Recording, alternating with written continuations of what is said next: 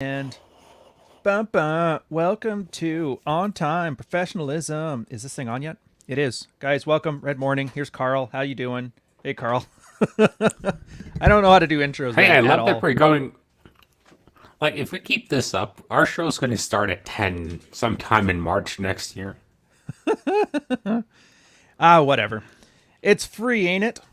Besides, guys, I don't get to talk to Carl at all, so that's like my catch-up time. Plus, I'm like Donovan Standard Time enough as it is, so I'll eat this one. Um, I guess we'll tell them the topic. So it's like obsession, but it's a little bit different because we did it. Like Carl, it was like a year ago, right? We did the last one. Yeah, I think so. All right, and yet here, tell the guys what your new take on this one because I like kind of like where you were going with it. Well, my take is kind of when you're learning something new, you kind of have to deep dive in it to get it in fast enough. And I kind of equate game with a language in that you have to kind of deep dive in it to start with and be with quote unquote the natives and speaking it Mm-hmm. for a while and fairly regularly before it starts to become second habit. But then, of course, once you know it, if you don't use it for a while or you use it less, you'll get rusty. Like, I'm sure if I were to go out now and try and run game, I'd be rusty for a bit. It's only been like a year, man. It doesn't go away that quickly, does it? Well, it's not like that, but it's just you have degrees of rust, right? Mm-hmm. So, like, normally, if you do, let's say you're in the gym and you decide to do like a deload week, you're just going to take off, 10, 20, maybe 30% of what you normally lift and lift that. So, you're not going to get rusty from that. You're probably going to gain work capacity from it, right? Okay. Or then let's say you get injured and you're on the bench for a couple of months. Like, how much are you going to deload when you start again? Oh, that's a perfect example because that was my like lead-in story was with the gym. I've been working out since I was 17, and then because of COVID, 15-month break, longest break I've ever taken working out. And then I got back, and I literally just started again with the bar. Of course, I've been getting obsessive about it. My workout has been like on point every time. We're getting back up. I'm only finally hit plateaus again, but you are right. Like my the injuries that used to nag me during workouts completely gone. My form has gotten better because I'm so terrified of getting injured and missing workouts now that I like err on the side of good form with slightly less weight than I do of like pushing it to the max. So I No, think I see and I what you mean by thought of rusty. yeah, this was kind of what I was thinking about because this was the idea struck me when I was doing squats of all things. Because I was kind of in the squat there, and I was kind of joking with myself that it's very hard to take a lift seriously when your current work weight is less than your old warm up. And like I started with like just the bar for deadlifts or like just like the big like 10-pound plates or whatever. Yeah, yeah. And I just started with those and I was deadlifting this week and I think I was doing like 120 pound deadlift, so it's like no weight, and it just struck me, this is my old warm up weight for one arm deadlifts. Hey, that's your ego. It's your ego. Fight that shit. And I was thinking the Yeah, I know, same. but Like it my kind of first. Actually, here I gotta go 1 sec. I think the dog might be stealing some potato chips off the thing. I'll be right back. yeah, sure. Anyway, so like it was kind of you had to swallow your pride to go in there and lift with just the bar. At the same time, it was a great opportunity to kind of work off a lot of those bad habits you've kind of gotten over the years of lifting because like let's be honest, no one who's lifted for a couple of years and have started pushing like any decent weight lifts correctly. I believe the term they use is cheating. Cheating the weight. No, I'm not. I don't even mean like cheating.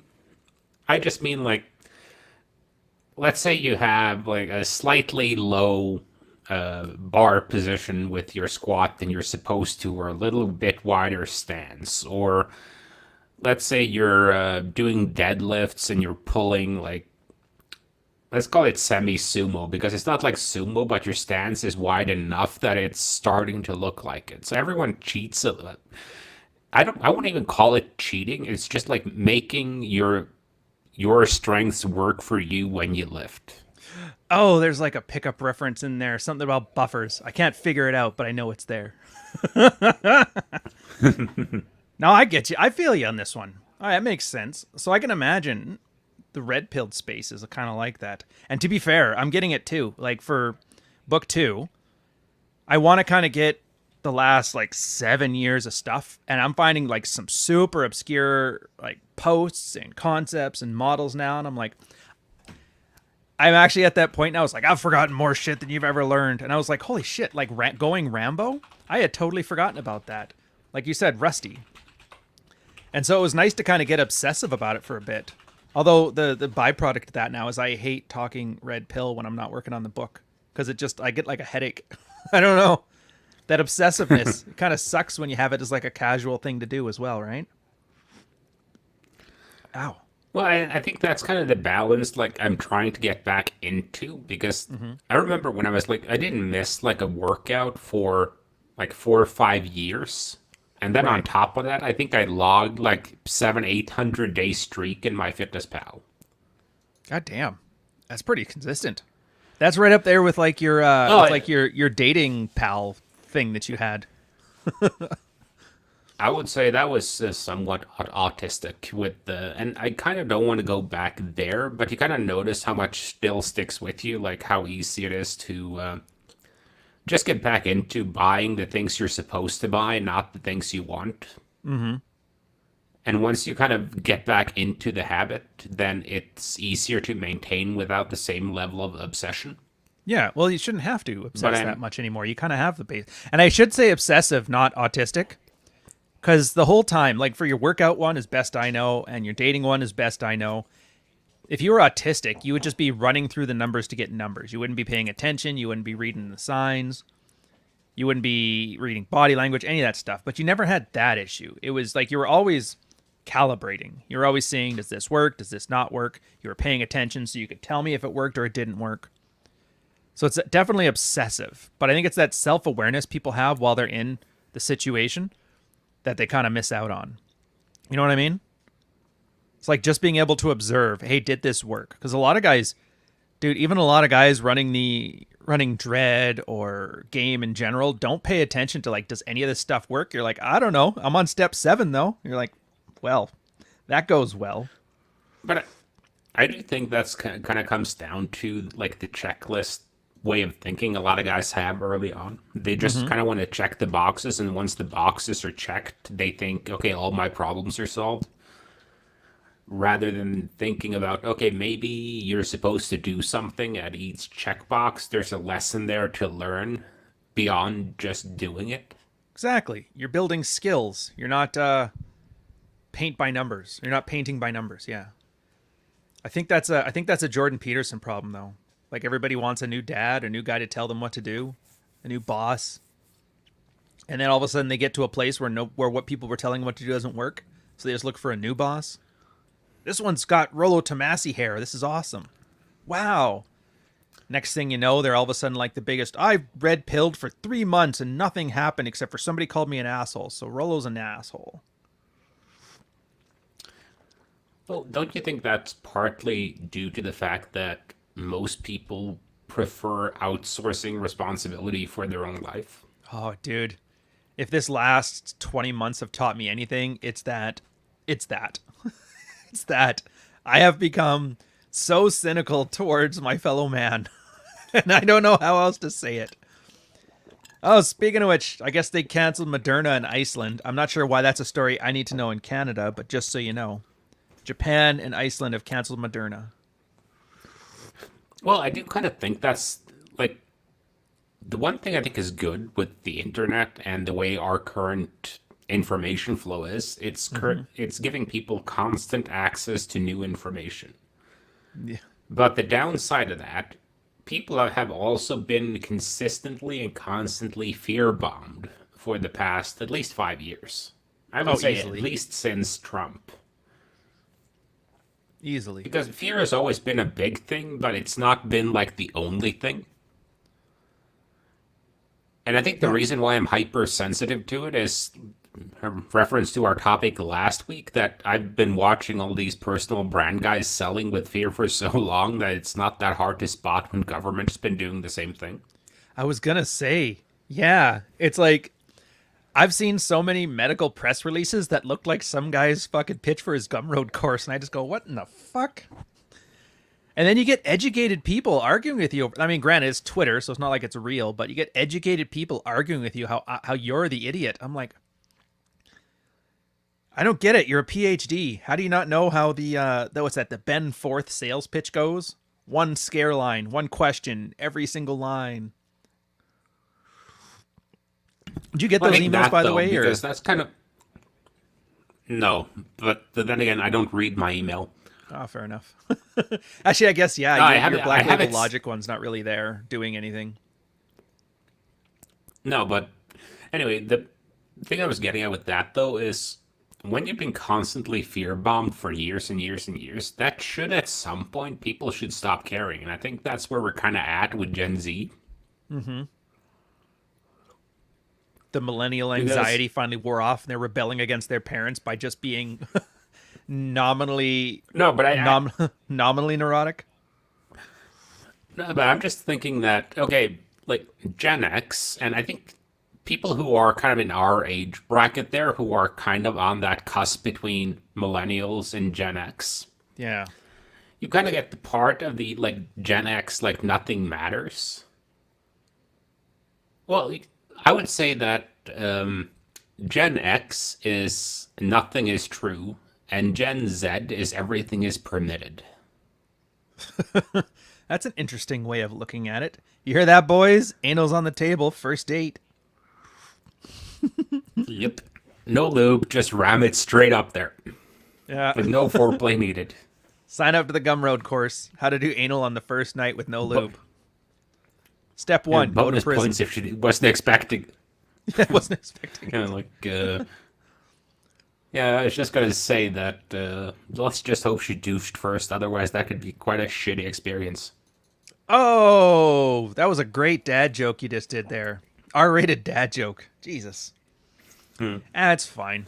I don't know. Every now and then I have guys in Patreon who are like former average frustrated chumps, and then they start getting like validations next. And then the girl starts saying some nasty shit, and the guys are always like, "Holy crap! Did you guys know about this?" And everybody's kind of, and the guys that have been around are like, "Yeah, welcome, welcome, man. That's what chicks are like." Holy shit, this is great. She asked me to punch her in the face. I didn't want to do it though. I was like, "Well, it's your own fault." Now you don't know if you like it or not. Well, to be honest though, like that one threw me off. Like the first girl that was at the point, like, I want you to punch me in the stomach. I want my face to be bleeding. Yeah. Oh, dude, I'm And at that point, I stronger was than like, me, man. Slap in the face was all it took for me to be like, "Yikes." well, for me, it was more like, okay, at that point, it's just collecting evidence for some kind of charge. Yeah, there's always that. Because that's always kind of been my argument about, gray area rape. Mm-hmm. Because Ooh, I like that there's like, that name. well, the reason why I kind of use that term is because it's kind of obvious if someone's been raped by force, like beaten the fuck out of, and so on. Yeah, yeah. Like, no one's going to argue, yeah, she asked for it. But then you have all the other ones that are kind of like, okay, she was drunk, he was drunk, no one remembers what the fuck happened, blah, blah, blah. And you have all those gray area situations there where you're like, well, yeah, maybe it's shady, but it could have been kind of consensual, right? No, I get the ones. Yeah, And, but and like, you have that British, like, there was a case in the papers. There was some British guy who was like, yeah, she beat the shit out of and strangled herself. She wanted that to happen. And that's kind of a hard sell to the Crown prosecutor there. wasn't that the dude? You know what? I wish. Fuck. The one thing I liked about the military is that when I was bored at work, I could always go look up like court-martial results, so I could literally see all the cases of like what do they call it there? Instead of Me Too, they called it Operation Honor with a U because it's Canadian. And you would see all these cases, and they all kind of did that gray area stuff too. Like I remember the one that stuck out to me the most was this girl who was married kept going into her squad mate's room in barracks and fucking him. And then this one time, I guess she was on her rag and so he decided to do anal. And then they kind of had that back and forth about it, but she never left. And then he tried it again. She never left. She gave him a blowjob, got caught by the husband, and then tried to suggest he was trying to forcibly rape her in that court case. Oh my God, what a shit show. But I don't know, man. It's like, I trusted the military court system. Like the judges, they don't give a fuck. They're going to get paid either way. So they kind of sussed it out pretty quick. But I'm seeing so many cases in like normal justices where they just don't. They just kind of err on the side of, well, she's probably right. It's kind of scary. Yeah, and like I have a good friend of mine who's a lawyer, and he tends to say that whenever you operate in legal gray areas, the you're not far away from handcuffs. Yeah, I can imagine that. And the argument there just being that in legal gray areas, the courts and everyone is always going to be conservative. So they're Right. going to err on the side of fucking you over.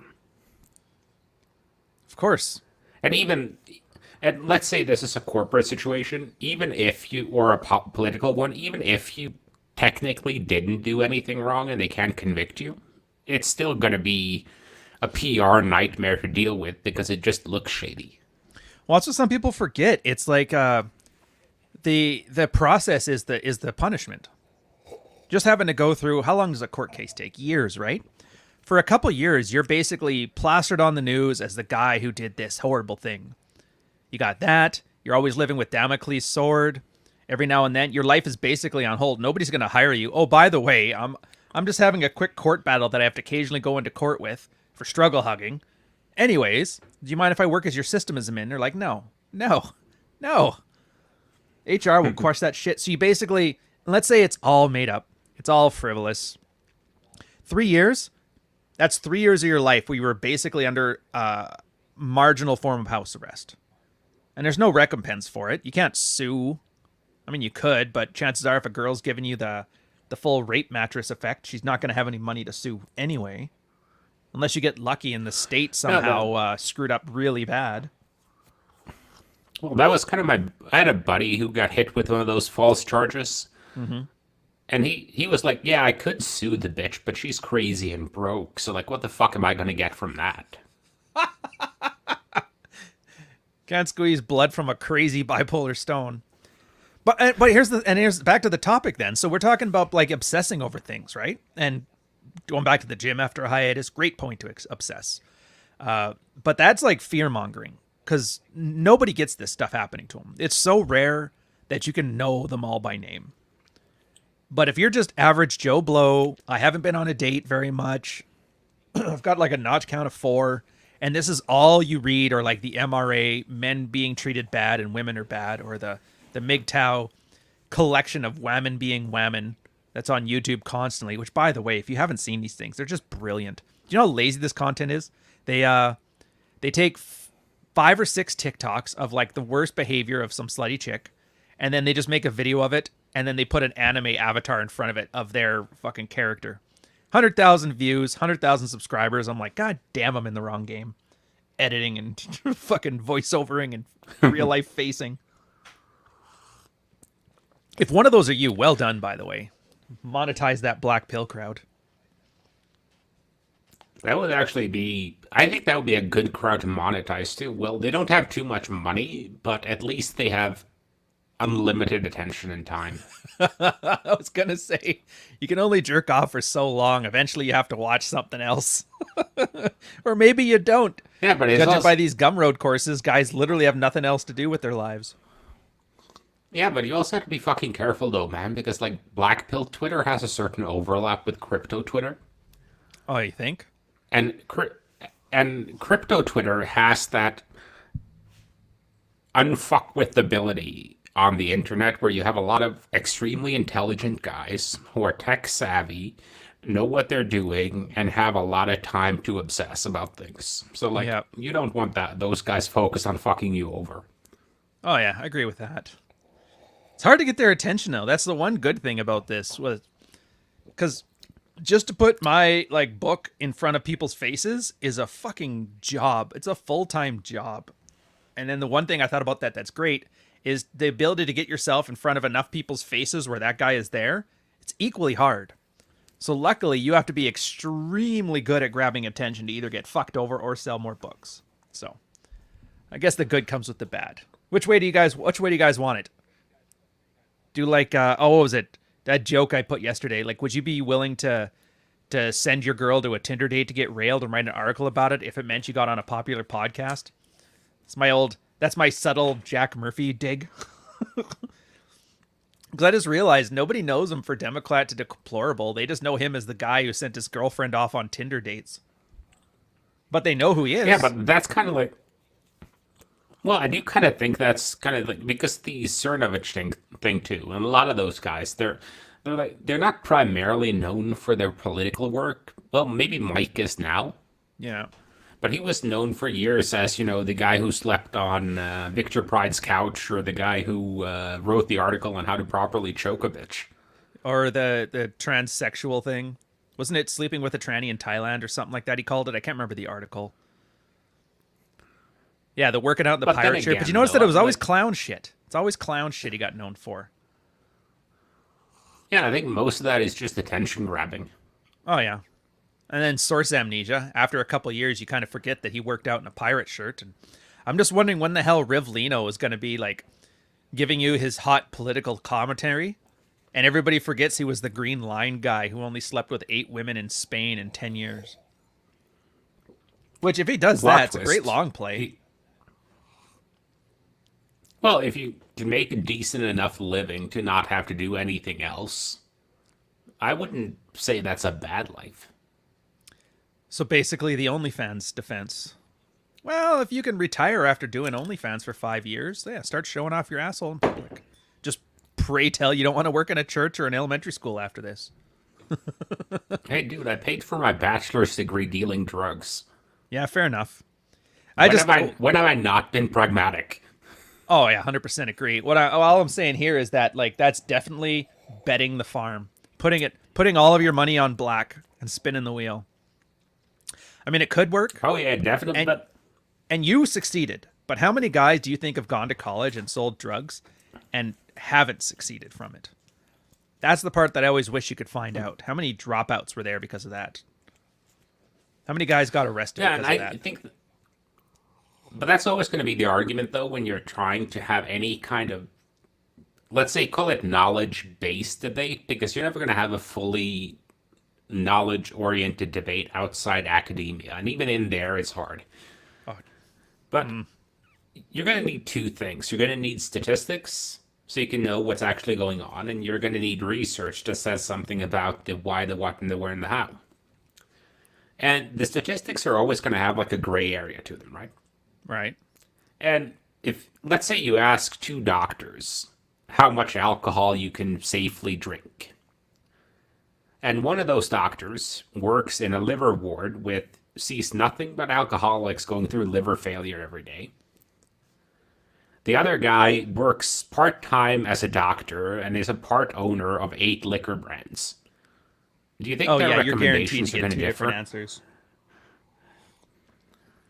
And once you start to look out for that, you're always going to know that there's no such thing as perfect knowledge. So you may as well go with the best available and see if it works. And if it works, it works. If it doesn't, you try something else. I think that's the only way we can figure it out. Oh my god, is this a metaphor for Red Pill? Holy shit. You fucking took me on a journey there and back again, and I came back and I'm like, oh, that's it. That's the thing. I know that stuff. Well done, buddy. No, I agree. Yeah, thank you. 100%. That's all you can know, because it's not even like information asymmetry anymore. It's active manipulation. People know, they may not know what the right answer is or what the correct information is, but they know which information makes them the money, and they're not even trying. Like, a lot of people just aren't trying anymore. It used to be just the girl would say, oh, it's definitely your baby because she's highly invested in you sitting there and taking care of her and the family. Small examples. Now it's big examples like, yeah, Moderna's perfectly safe and now it's not safe. But don't worry about it. I swear to God, we got it this time. It's like, hey, didn't the FDA approve that thing? Do we trust the FDA on other approvals now? It's like nobody really cares about that trust. Everybody just has their, so I took my girl on a Tinder date Jack Murphy moment, except for it's like institutional wide. So I wish it was just the case of Yeah, but like that's information asymmetry. That would at least mean everybody's trying to be honest. yeah, but then you get the problematic sides of that though, because I'm seeing two now that are kind of building off that. Number one is obviously the obesity epidemic, Yeah.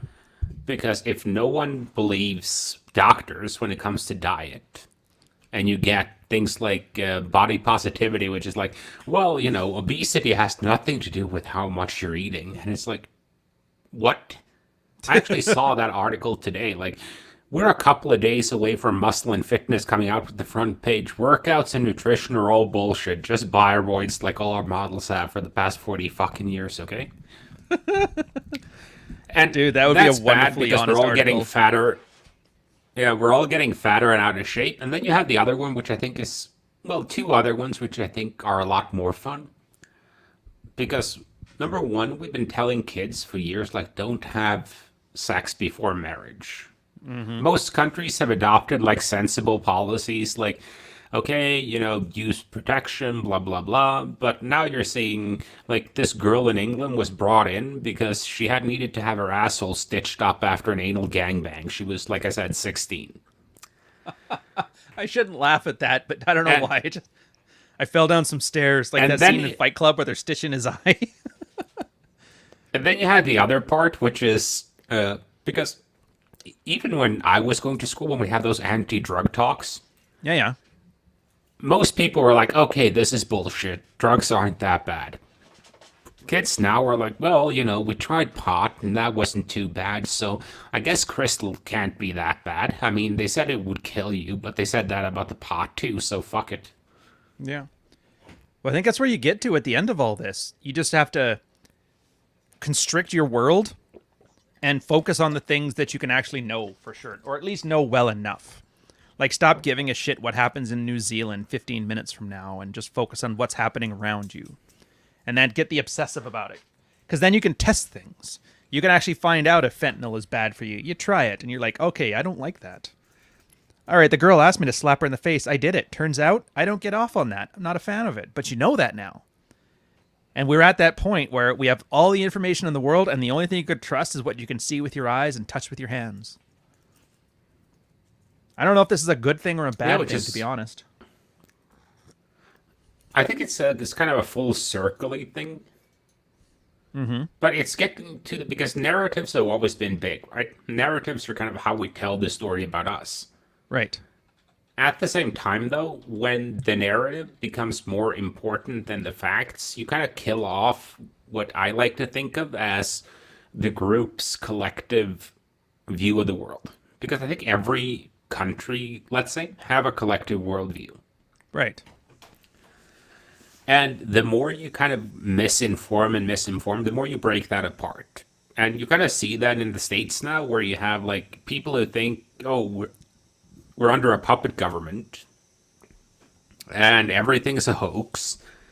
And you have other people who are sitting there like, oh yeah, we're number one, but we're 27th in literacy, which kind of explains that first fucking group, doesn't it? Well, that's the thing. I've noticed this because I'm like you. I'm not really politically correct, right or left as far as an American consideration goes. And so I see each side kind of looks at the other side like they're idiots and they didn't pay attention and they aren't studying what they should and they aren't seeing what they should see. We're right and they're stupid, but they're also evil and they're coming to take your guns or your abortions. And it's just this weird mix of paranoia and assuming the absolute worst from other people. Probably a lot of that in there is like whichever side of the argument most resembles your dad is the one you hate the most. I've been seeing a lot of that. And I will say this, so for One More Pleases one, how many people have stopped caring? I think you're right too, Carl. I went to the bar last weekend with the old lady. We went on just quick, like, couple drinks, come back from shopping or whatever. And the bartender gives us some drinks, and he's like, yeah, we're just over it. Everybody doesn't care. And this is like right on the cusp of where we have to have vaccine passports now and show them off every time you enter the bar. He never asked. He never looked. Drunk, loud people with Blue Jays jerseys, no masks. They're like, everybody's just over it. They don't care. They burned out. Well, I think it's also like it's the same thing here because flying's open back up in Europe. Yeah. So I've been flying a lot of cross country, and everyone's like, "Yeah, you need the vaccine passport," and some countries are like, "You're going to need a test and a vaccine passport." Like I've been through 6 airports now. No one's ever checked that shit. I've had it out every single time. No one's ever checked it. Yeah. That's like I said, it's the one thing that kind of gave me hope through all this because I was getting pretty Chicken Little-ish with New World Order and shit and too much Twitter, whatever. But then I just like thank God for the laziness of human ingenuity.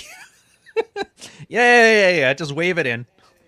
As long as I don't get in shit, you do what you want. And yeah, and the cops are like, we're not going to check it. We got shit to do. We need parking tickets to hand off. Or no, we want to handle murders. Get the bylaw guys to do it. And the bylaw guys are like, we're handing parking tickets. We don't make any money by catching COVID infractions. Then the restaurants are like, I don't have the extra staff right now to check this stuff. So they're like, whatever. And then the people are like, yeah, I'm not going to make too big of a stink to rat on my neighbor. And it's just great. That same laziness that got us to this situation is the same laziness that's going to save us. Cheers, all. The reason why I think it's so kind of hilarious is that it kind of reminds me of something I heard from a guy I was talking to, and he was like, worst thing that can happen to a pretty chill area is that they get 1 or 2 cops fresh out of the academy. Oh, I can see that. And the reason being, like, and plus most of the old cops have been there, like, okay, yeah, Dick drives to the store drunk every day, but he drives slow, he's old, and you know what? He does it when no one else is on the road, so we just don't give a shit. 2 new guys come in, he's in cuffs immediately, you know? And it kind of upsets the ecosystem. I think That's kind of where we have to look at now. Yeah. Well, that's the thing. Like, how many overzealous guys right now, like, how long do you think they can handle it for? I would assume Fauci is got to be a big driver of it. But then again, he's got financial interests in this outcome the way it is. I don't know. I always hate when we get into the conspiracy side of things, like, because I think it was you that put it. I want to say it was over a year ago. I remember this, where you talk about it's not a cabal of people inside of a war room. It's just an emergent strategy coming up with like people doing what's in their own best interests, and it just happens to look like a pattern of activity. Yeah, and I think that's a lot of the case with a lot of things that look like conspiracies. They're just laziness. Yeah. And like I've kind of seen this. Like, have you ever put in a computer system or some kind of process control system where there were 2 ways of doing it? There was the right way, and then there was the way people actually did it. Where could we like start? You're with ex-military. You have to have seen this when like a military has like I think 80% of the military's process is exactly this. Dude, some guy has a laminated cheat sheet, and that becomes standard operating procedure so quickly. So quickly. But anyways, yeah, you were saying? So yeah, definitely. I have to say though, well, it's like the same thing. Like there was this guy. It's the best like Twitter thread I've ever seen, and I think like 4 people saw it. And the reason why is because it was talking about the logistics of ammunition supply in the military, and why the military was suddenly short on, was it 5.56 NATO or whatever, right? And his argument was like, when the military buys ammo, they buy a fuck ton of ammo. But they have different usage rates for different types of ammo. And the way they list it, so let's say the machine gun ammo was bought in 2005. You bought like 10 million bullets. Right. And you paid like, let's say $1 a pound.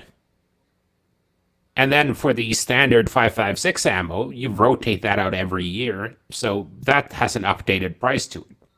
Mm-hmm. So those cost like, let's say they cost $10 a pound. Everyone who's having shooting drills, you're going to go be like, well, it's a lot cheaper to fire the machine gun than to fire the standard rifle. So let's just fire the fuck out of the machine gun. And then they burned through the machine gun ammo, but since that was outdated, the government now has to buy more machine gun ammo, but that's now $50 a pound. So not only do they have to buy back more expensive ammo, everyone who was designing the shooting drills were doing the wrong drills to save costs because they're billed for ammunition via their operating budget, right? Mm-hmm. So in reality, what they thought was the cheapest way to save their budget cost the government an extra $40 a pound for ammunition. Interesting. And that That might makes not sense. sound that much, but when you're buying like ammunition by the ton, it becomes a bit of money. Well, it's not just that either. It's because I remember the same thing. Like, there's a reason that bitching over a coffee at the table about how everybody's an idiot is a thing in the military. It's not just that one process. That one process is the visible one, but that's the same way they handle uniforms. Dude, that's the same way they handle personnel. Like, do you know how manning issues, like setting up remar goes? You'll be on a ship. Everybody gets worked. So many people retire or quit or get booted, whatever.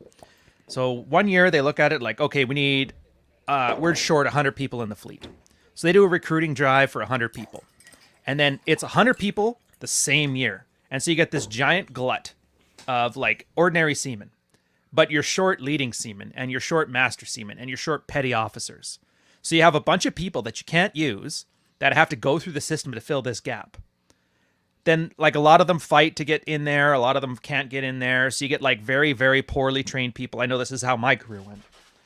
And then eventually a lot of those guys get frustrated. Half of them leave within the first 2 years.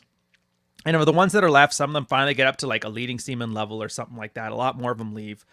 But you look at the books and now it's like, oh, okay, so we're almost fully manned right now. Like the numbers check out. We're only short 50 people. So this year we're only going to put like, 50 people in.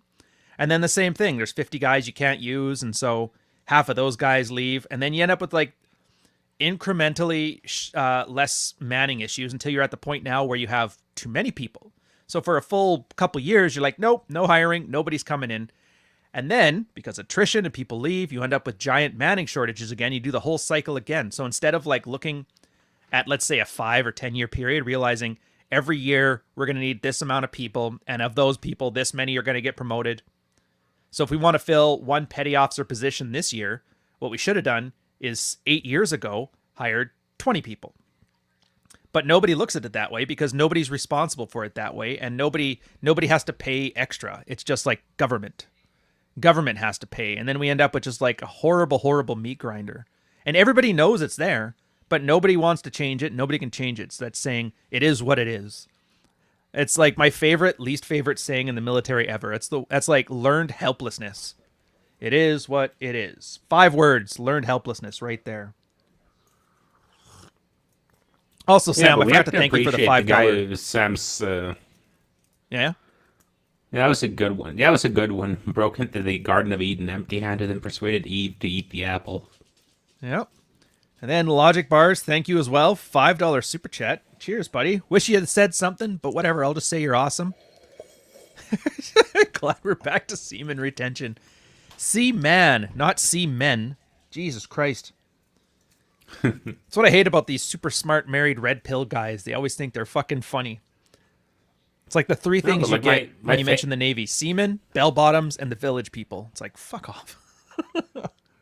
Like my favorite story though about like unnecessary processes comes from one of my econ professors because like he was telling the story of like an old bank in England, and one of their employees died, and they were Okay. going through like, okay, what did this guy do all day?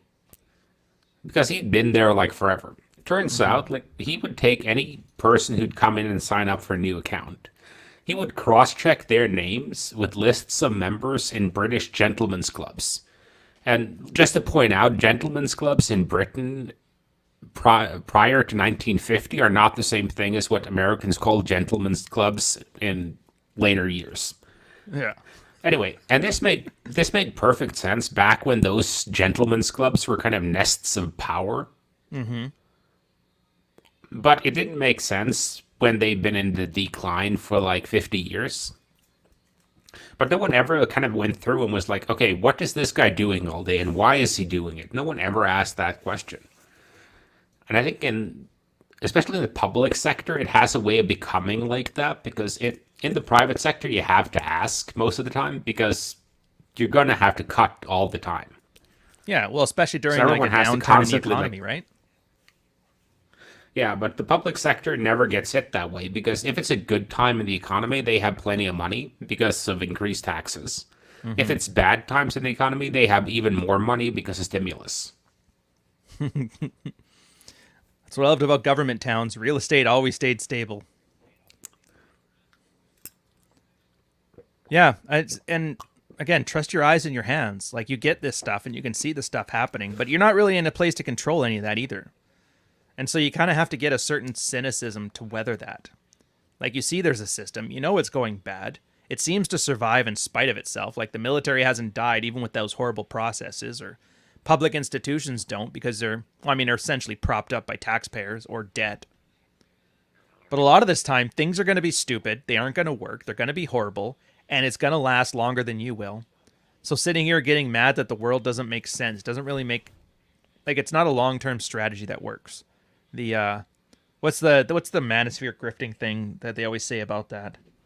Why? Yeah, if only we would blah blah blah blah blah, then everything would be great. It's like, well, we don't exist. There's you, and everybody else around you is doing your own best interest thing. You're still getting paid, even though everything's fucked. And then fear mongering, all fear mongering does is like attach to that, and I don't like it. Although it works really well. How many semen retention courses do you think they've sold since people started plugging them out there? Probably thousands. Fuck, I'm starting to think instead of shitting on them, I should have made one. I could have made a really good one Like too. I'm Like pretty I'm really sure, good at not touching my dick if I don't want to. like I'm pretty sure there's been at least 10 million over the past few years in Manosphere Grift products. Son of a bitch. Yeah, I know what But I it still got depends a hope. bit on how you define the. But I kind of wanted to comment on the thing with government, though. The good thing about that is if you learn how that game works, there's always backdoors built into the system. Oh yeah. It always comes back to So you that can knowing do a the lot right of person. fun things. Well, knowing the right person, or like I said, I'm not sure if you've seen the TikToks with the guy with the lawyers who keep challenging cops on the law out on the street. Oh, there's tons of examples of that. You can Or throw a you, rock and hit 7 of them. or you can have like within the bureaucracy, let's say you can do a lot of fun shit with Freedom of Information Act requests. For instance, you can do a lot of fun if you can plant those in the media. Hypothetically So speaking, of course. there's yeah, there's plenty of room to navigate there with plenty of ample space to navigate if you know what you're doing. Hypothetically.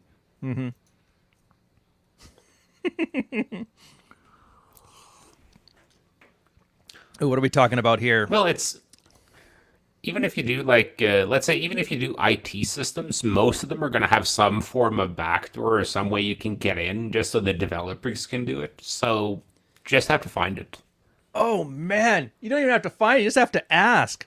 I remember this. I worked for a startup that just finished its IPO, and the main developer, we were talking about like the Git process, and he goes, "Yeah, uh, I forgot to bring my corporate laptop home, so I logged in to prod with my personal laptop." It's like, how did you log into the production environment on your own laptop? Oh, it's fine. I just VPN in with a normal password. And like, there's no controls. And they're like hiring me on as like compliance. I'm like, all right, we're making a call now. Like, you can't do that. Oh no, he didn't even forget his laptop. He forgot the power cable. Like, if you guys don't know what this means, prod is like production. Like when you type facebook.com and it takes you to Facebook, that's the production environment. You're normally supposed to have like a development. There's like a whole bunch of different ones you can have, but the simplest path is like development, you do testing, and then you move it into prod. If you can access the back end of prod from like a personal laptop, that's basically you logging into like as a sysadmin for Facebook, and you could just fuck with anything. And the only reason they did is because nobody thought to ask. Nobody thought to ask. But you're right. This place was like doing fairly well stock wise, and yet they still had this glaring back door. And I think every time I see like a hack from LinkedIn or Facebook or anybody, I always think like, I wonder what kind of duct tape is holding that server room open, because I guarantee you it's a lot. Oh yeah, obviously, and it's never going to change really. I think it's always going to be like that. It's same thing I told. I think I told the story about the rogue access point in the smoking area at the one company, Oh yeah. and Tell it I again. think that's always going to. Okay, fair enough. There was red team test, so we were trying to break in, and when we did the scan, we kind of discovered that there was an access point that didn't necessarily look like it fit the corporate naming policy. Mm-hmm. So when we prodded it, it turned out to belong to the same network, and it was directly plugged into the corporate network, so you didn't need to VPN or anything. And turns out that a lot of the smokers in this company liked to gather in the smoking area outside, but they couldn't get internet there. And they wanted to get internet so they could answer emails and look like they were still working when they were really out smoking. So they just plugged like about 40 feet of Ethernet cable into the nearest access point and plugged that into an access point that was hanging outside so anyone could just climb up on that second floor balcony and plug into it. That's awesome. I mean, that's horrible, but awesome. Oh, dude, we had that on our ship once too. We had like an inspection being done. They found not even a router. It was like just a switch in the operations room, which is like a high top secret security, like high security zone. And they found that in there just because they didn't have enough cabling to reach at one point, so they just put a like a wireless access point there. Oh my god, fucking heads rolled. They were like, "This is what spies do. What the fuck?" Although, actually, here I gotta stop quickly. We're getting behind on super chats. Sam Whiskey, the band of the Titanic had a better work ethic than most people today. People are lazy and don't want to work. In fairness, had that band not bothered playing instruments and tried to get off the ship, they might still have been around at the end of it. So I don't know if that's the example you want to use. Personally, I would have found a way to I dress don't know. up as a chick and get on a boat. I think the band thing, I think it's one of those things you hear about where it's like the entrepreneur who dropped out of college his second year and then became a billionaire. Okay, it's a story, but it's not how most stories like that ended. Yeah, fair point. And then Like, Future you notice MD. how all Oh, this little Jewish. Well, I oh, was the going to little say, look witch. at how all the little Jewish girls who hit around Europe who didn't die in Bergen-Belsen who also had diaries. None of them got published. Oh yeah, good point. Well, now I'm wondering how the hell she got that one.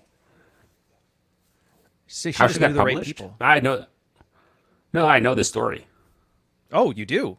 It's Well, yeah, it's because her father was the only survivor from their family. He survived hmm the death march out of Auschwitz, and he came back to Holland like a couple of years later because he settled in Switzerland. And he met one of the women who'd helped them to stay hidden, and she'd gone in there after they'd been taken by the Gestapo, and she gathered all the manuscript notes. And then Anne's father, Otto Frank, took them back with him to Switzerland, and he had them published there first. okay.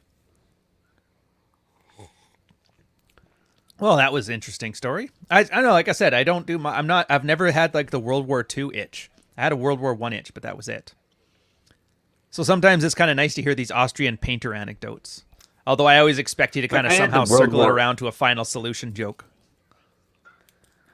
Well, for me, it's like World War One. I've read some of it, mostly because I think it's interesting. It's kind of like the Gap War in a sense between because it's kind of a weird war because you have cavalry and tanks. Yeah. You have Planes, but they're made out airplanes of and you have cannons. catapults. It's like the novelty phase Like of the Industrial Revolution warfare. yeah, and I think it's kind of you do have that picture from the Second World War with Polish cavalry versus German cavalry, and the Polish are on horseback and the Germans are in tiger tanks. Yeah, it's a huge oil painting. I think it's in Krakow or it's in Warsaw. I can't remember. Yeah, I think it was. It's for me. It was like the air warfare. Like, granted, the mustard gas shit was pretty brutal, and the trench warfare was pretty brutal because they were still fighting Napoleonic style wars. But I liked how pilots they would like shoot each other down and then go have tea and then walk back to their base. There was like a don't shoot the pilot attitude about it. I don't know. Maybe it just makes it romanticized a bit. But anyways, back on thing here. So Future MD, thank you for the $10 super chat. Paying taxes, found a Book of Puck audiobook on YouTube. Interesting things is how many things overlap with psychology and not being a pussy. Absolutely. I think a lot of people kind of forget that this red pill stuff, it's not just a bunch of guys. Like, it is a bunch of guys trying to get laid. Marriage, relationship, single, whatever. But it turns out, in order to do that, you kind of have to understand the human condition. So you have to be your own weightlifting coach. You have to be your own psychologist. You have to be your own nutritionist. You're basically learning all those skills, like we've just been talking about, how you can't really trust anybody and everybody's lying and the narratives are all fucked. You're just like, all right, I'll learn how to do everything myself. And it just so happens to work, and it's not as hard as you think. I'll leave you this religious one to you, though, Carl. Who had a big impact on carpentry? Who do you think was the bigger I don't carpenter? know. I would say Noah was obviously a guy who had a bigger handle on big projects, but Jesus obviously knocked getting nailed out of the park. Bump.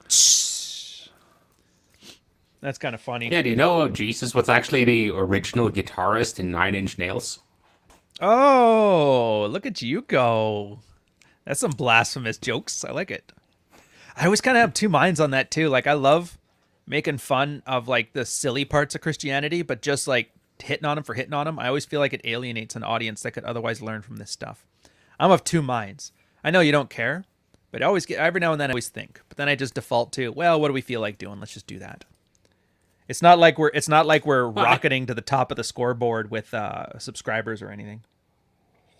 Speaking of, where's Tom Bombadil? He hasn't told me I'm going to hell and telling me I had the worst takes ever in chat for months now. Actually, that's a good point. He's been on the Digital Ryan channel. He's there when I'm making fun of like pickup artists on my Minecraft, which is kind of nice to have him there. He's a lot more low key, and he kind of either that or he's found a girlfriend now and he's calmed the F down again.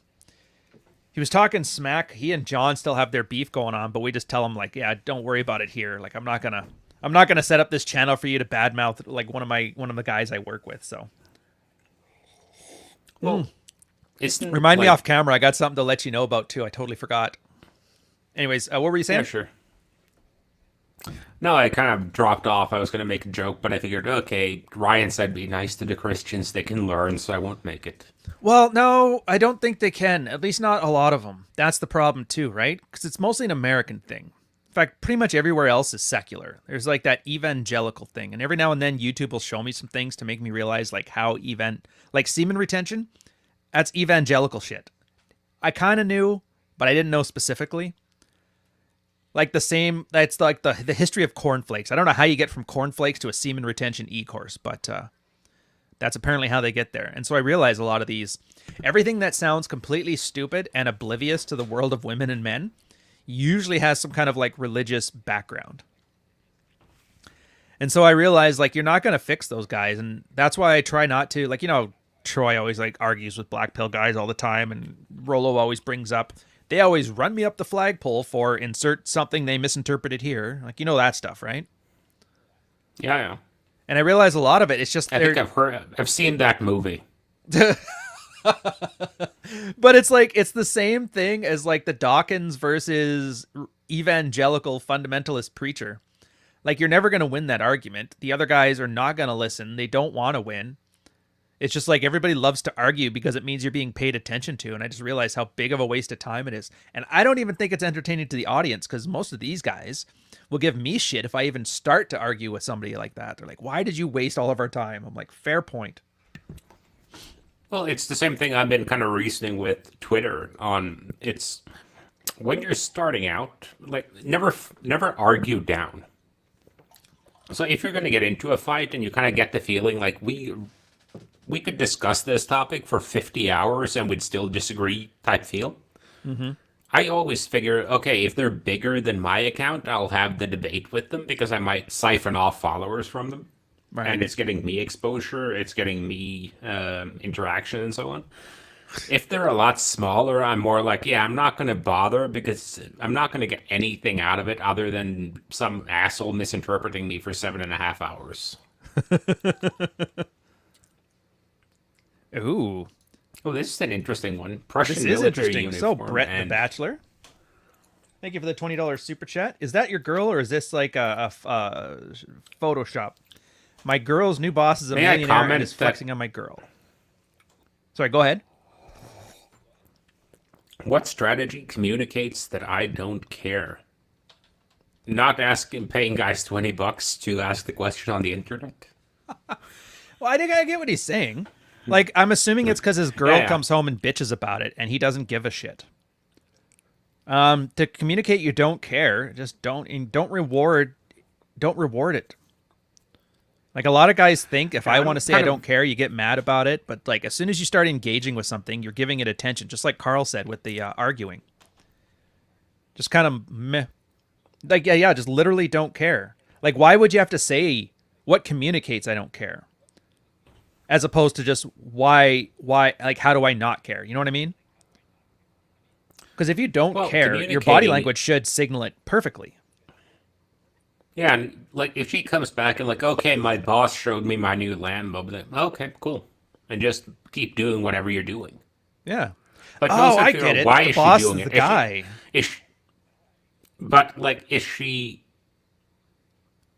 coming home bitching about it, or is she coming home mentioning it to you to kind of try and put the onus on you to flex back? Yeah. Like, what's her intent behind telling you? You know what I was thinking? You can always just ask. Why is it I'm supposed to care again? I would be curious what kind of answer you would get back then for that. Because if it came up more Yeah, than once, same. I'd be like, what's the rule? Anything outside your frame is amusing, intriguing, or funny. I would probably pick the intrigue on this one. Why do you keep telling me about somebody else's Lambo? Curious what the answer would be. She's mentioning it to. Well, that's what I mean. Like, why is she mentioning it to you? Ask her why. Why are you telling me about this? Is it just like an interesting Yeah, anecdote? Is it that she's hinting at something? Does she kind of drop the topic once you ask her to explain it? well, it kind of strikes me as the when your girl comes home and she's like, well, all my girlfriends said that what you did here, blah blah blah, or what I want to do here, blah blah blah. Whenever they say that, you always respond with like, you mean all your single girlfriends? That's one way to do it. To be fair, mine is like, why are you talking about our personal life with other people? I flat out just Fair nuke enough. that shit. But to be fair, yours is probably a much better one because you're actually convincing her. It's like, hey, just so you know, you're winning and they're not. So why are you taking their advice? You have more Twitter followers in like life not being a piece of shit. So why are you punching down? But yeah, if you don't want to care, actually a good example for this. Here's a good one. Frenchie, guy's in his 60s, wife widowed. He tells the story. I think I've told this one before, where his wife had like a little crush on the PT teacher of their kids' sports team, and he kind of noticed it. And his response was kind of funny. He just started making fun of her. It's like imagine what it'd be like to rail him next to the smell of all those teenage sweaty PT gear and like shit like that. He just showed A, he's aware of it. B, he doesn't care, and C, kind of goes after her reputation a little bit, making fun of her for it. And it kind of didn't go anywhere. Now, I don't know. Maybe it wouldn't have gone anywhere anyway, but I kind of like that. But I mean, it could go either way. But yeah, let me know in the chat if there's some Yeah, other like, detail on that one that gives this some more context. But other than that, there's really three answers. Like Carl said, literally don't care and dismiss the whole thing. Probe into it with some intrigue to find out why, or just poke fun at the whole thing for being silly. That's really the only three answers you got. Although I guess you could just spurg out. Actually, yeah, Carl, what do you think would happen if he starts getting mad at her and yelling at her for stop bringing up how he has a better car than me? That's the approach. yeah, yeah, that's not ending well. This is one of my personal things. Not specifically this situation, but I have a very, very hard time. I would say exceptionally hard time watching cringe. Like, what do you mean Like, by? you know that part in every kind of like teenage coming of age movie Oh, where the the awkward shit. guy does the absolute, polar opposite of what he should be doing in that situation. Right. Yeah, that moment right there. The moment that you just kind of want to disappear in your seat because you're so embarrassed on his behalf. You're not a fan of those ones? No, and I kind of see that happening here Yeah, fair enough. if he spurgs out. No, I agree. It's kind of But like watching it's a kind guy of get like hit in the it's nuts. kind of It like still the hurts. yeah, but it's kind of like the Taylor Swift thing, you know? Like I'm going to show you how much I don't care by writing 14 songs about it. That's a good point. So, in essence, your whole don't send super chats to guys asking on the internet about it would be a first good step. I mean, it's clear he's insecure about it a little bit. You want a nicer car. You want to show off better. You're worried about him stealing your girl. Don't worry about that shit. Oh, actually, Carl, you know what would be great on this? I'm adding more to the sidebar series now. Book of Puck. And that was like right in there on chapter like 1 or 2, somewhere right early on. Like the worst thing you can do is care about this stuff or have an insecurity about it. Because the mindset that Puck had was just you're giving the girl an opportunity to like get the fuck out of your life by doing some fucking heinous shit. And when she can live with that kind of abundance, it tends to work out a lot better. So Well, it's also huh? I think one of the main reasons I would say for a guy who's moved beyond the anger phase to hang around the red pill is that you kind of need that constant murmur in the back of your head. What I mean by that is just like if you're in a group of guys that all work out, it's much Yeah. easier not to bail on your workouts. And if you have a bunch of guys that you interact with regularly that are focused on sexual dynamics, it's a bit easier not to fuck up simple shit. Plus, every Oh. guy, no matter how long they keep doing this, are going to have you can say moments of weakness, you could call them whatever you want to, where they kind of know what they have to do, but they need someone else to kind of push them a little bit in the right direction. And I think that's the main reason for keeping, let's say, a toe inside the manosphere, even when you consider yourself done with it.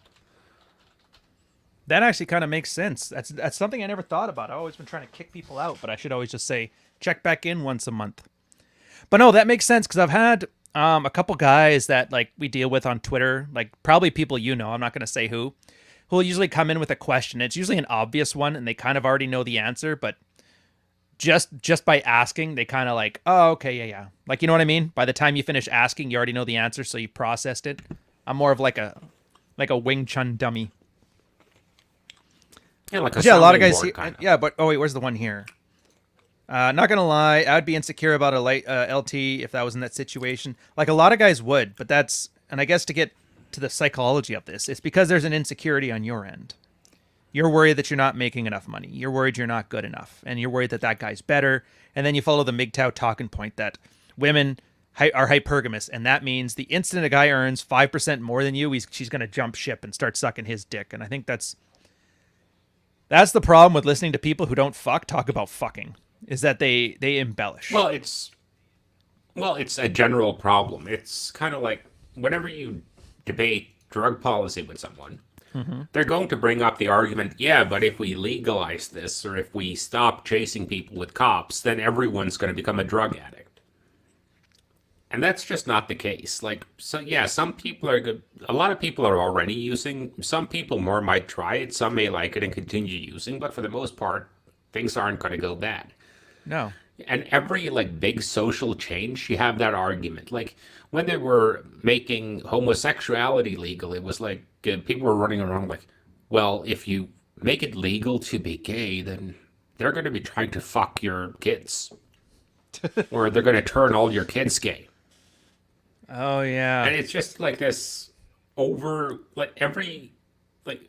some reason, I always hear arguments like that in Alex Jones's voice. Jones, like Dr. Because Jones. yeah, no, Alex Jones. Oh. But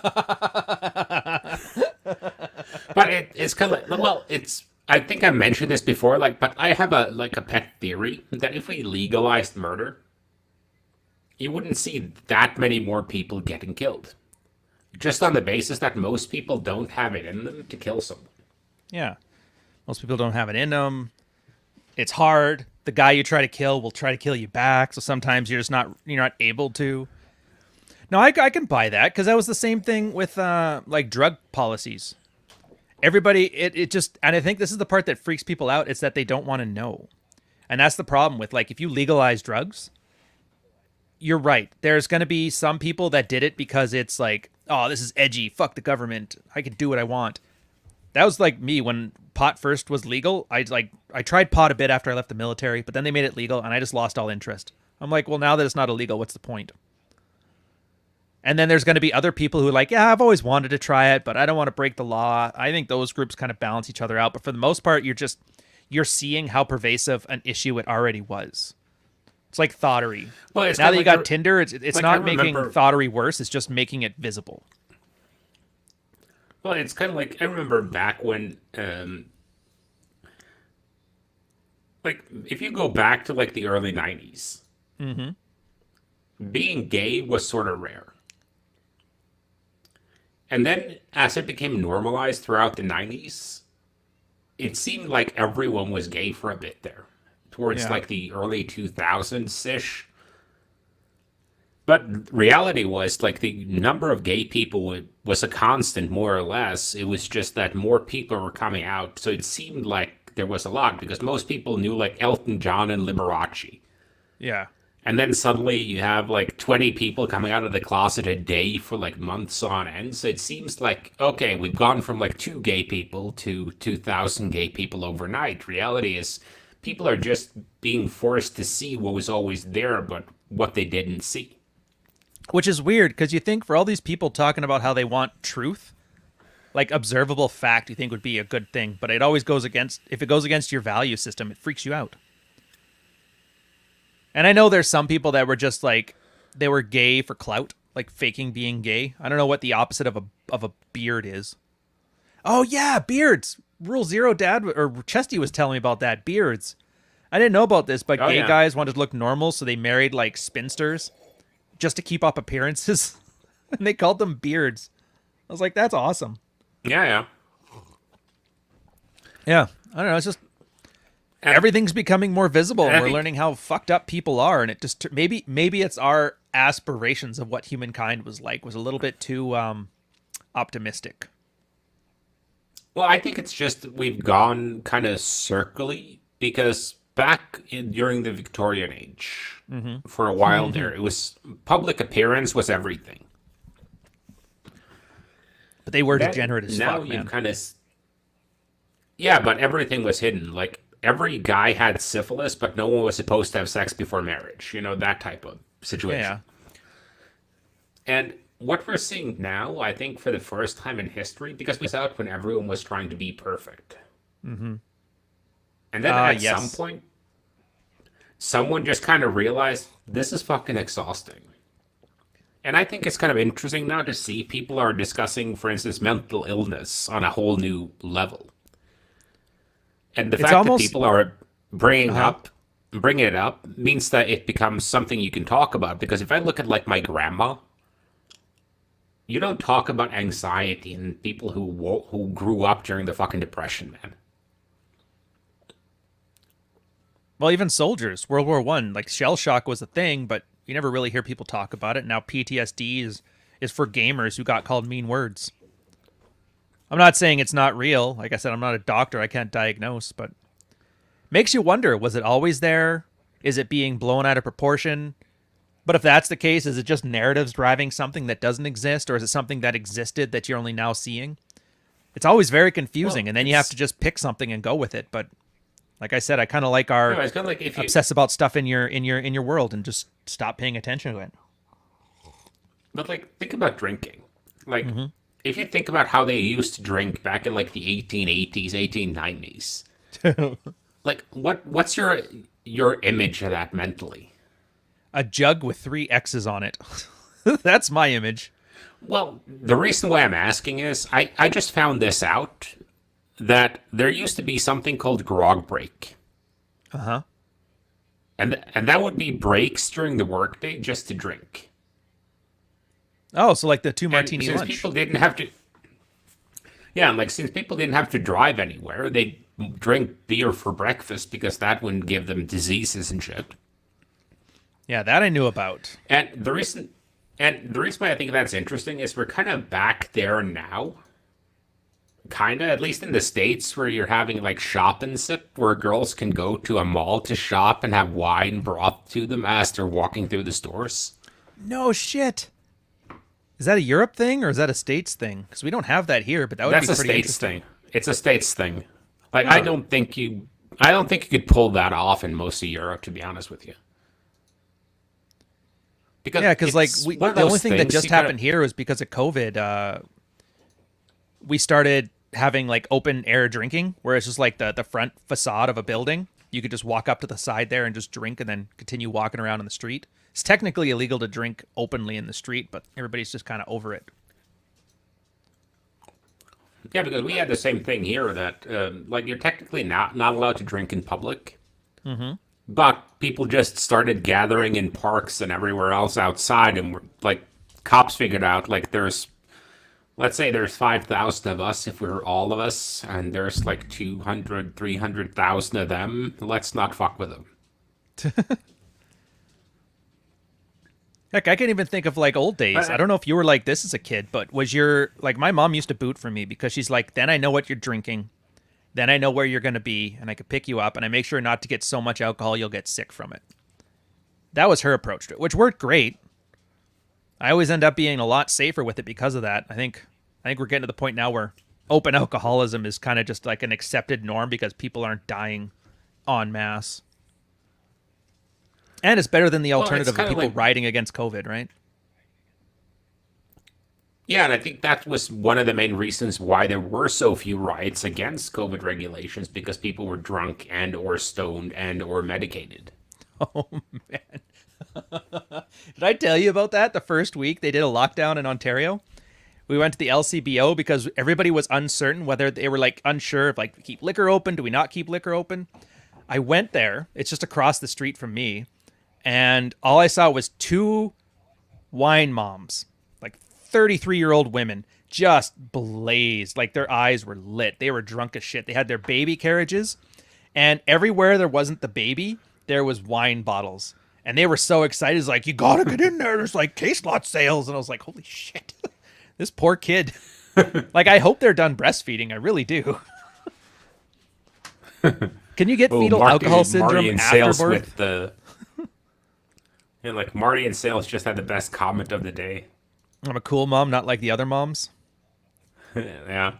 Dude, she was. My friends always used to tell me, and it made me so comfortable to hear it. Like, hey, your mom's actually pretty hot for her age. And I'm like, get out of my house.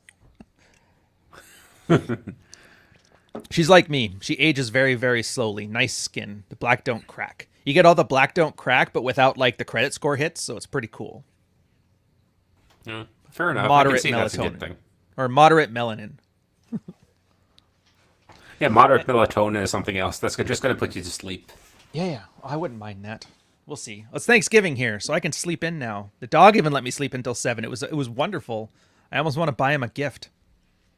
I guess okay, so let's get back to this thing here. So insecurity, obsession.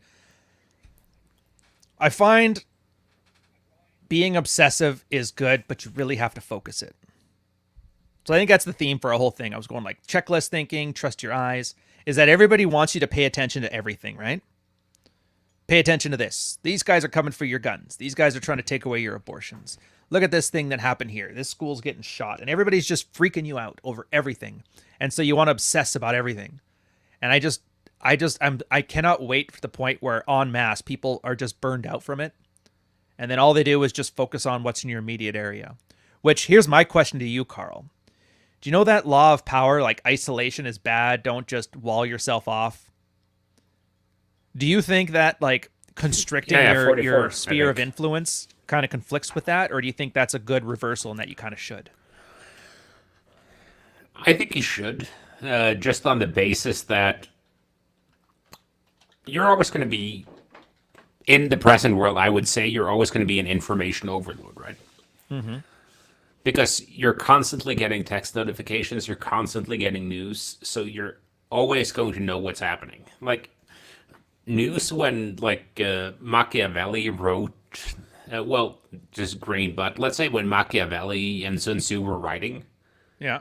news service was a dude who came once every 4 months and told you, hey, you know what, the Huns invaded. Now, news service is Anderson Cooper screaming about something in your ear 24 hours a fucking day. So I think you need to get yourself out of that and stop consuming information for a bit so you can actually process and reflect on the information you already have. Yeah. Kind of goes to the whole Twain thing. No man becomes intelligent from reading, but from thinking about what they've read. I totally butchered the quote, but that's the kind of essence of it.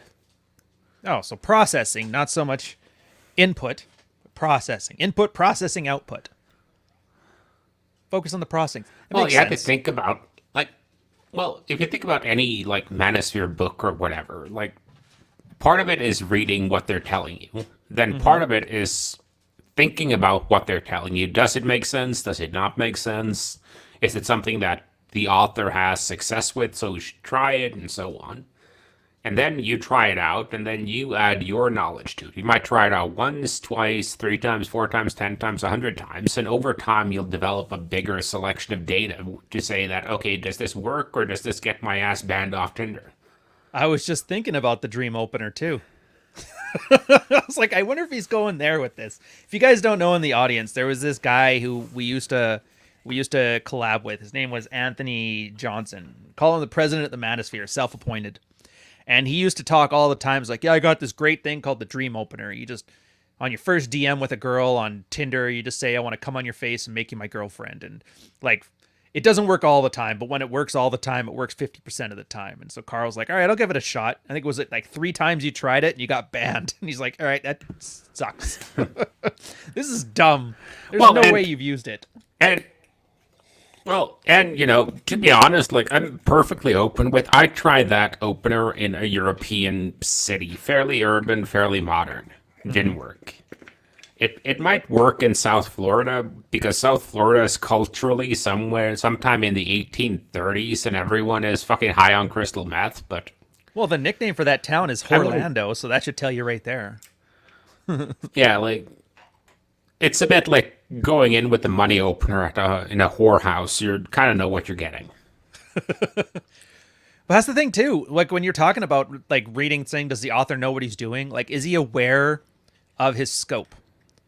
Because that's kind of similar to how like a natural says, oh, just be yourself, man. Oh, just walk up and talk to girls. Like they kind of intuitively know this stuff, but they aren't aware of the stuff they don't know. So like in that case, the dream opener, he wasn't aware that if you go anywhere else that's not full of like sexually repressed Disney employees, this is probably not going to work.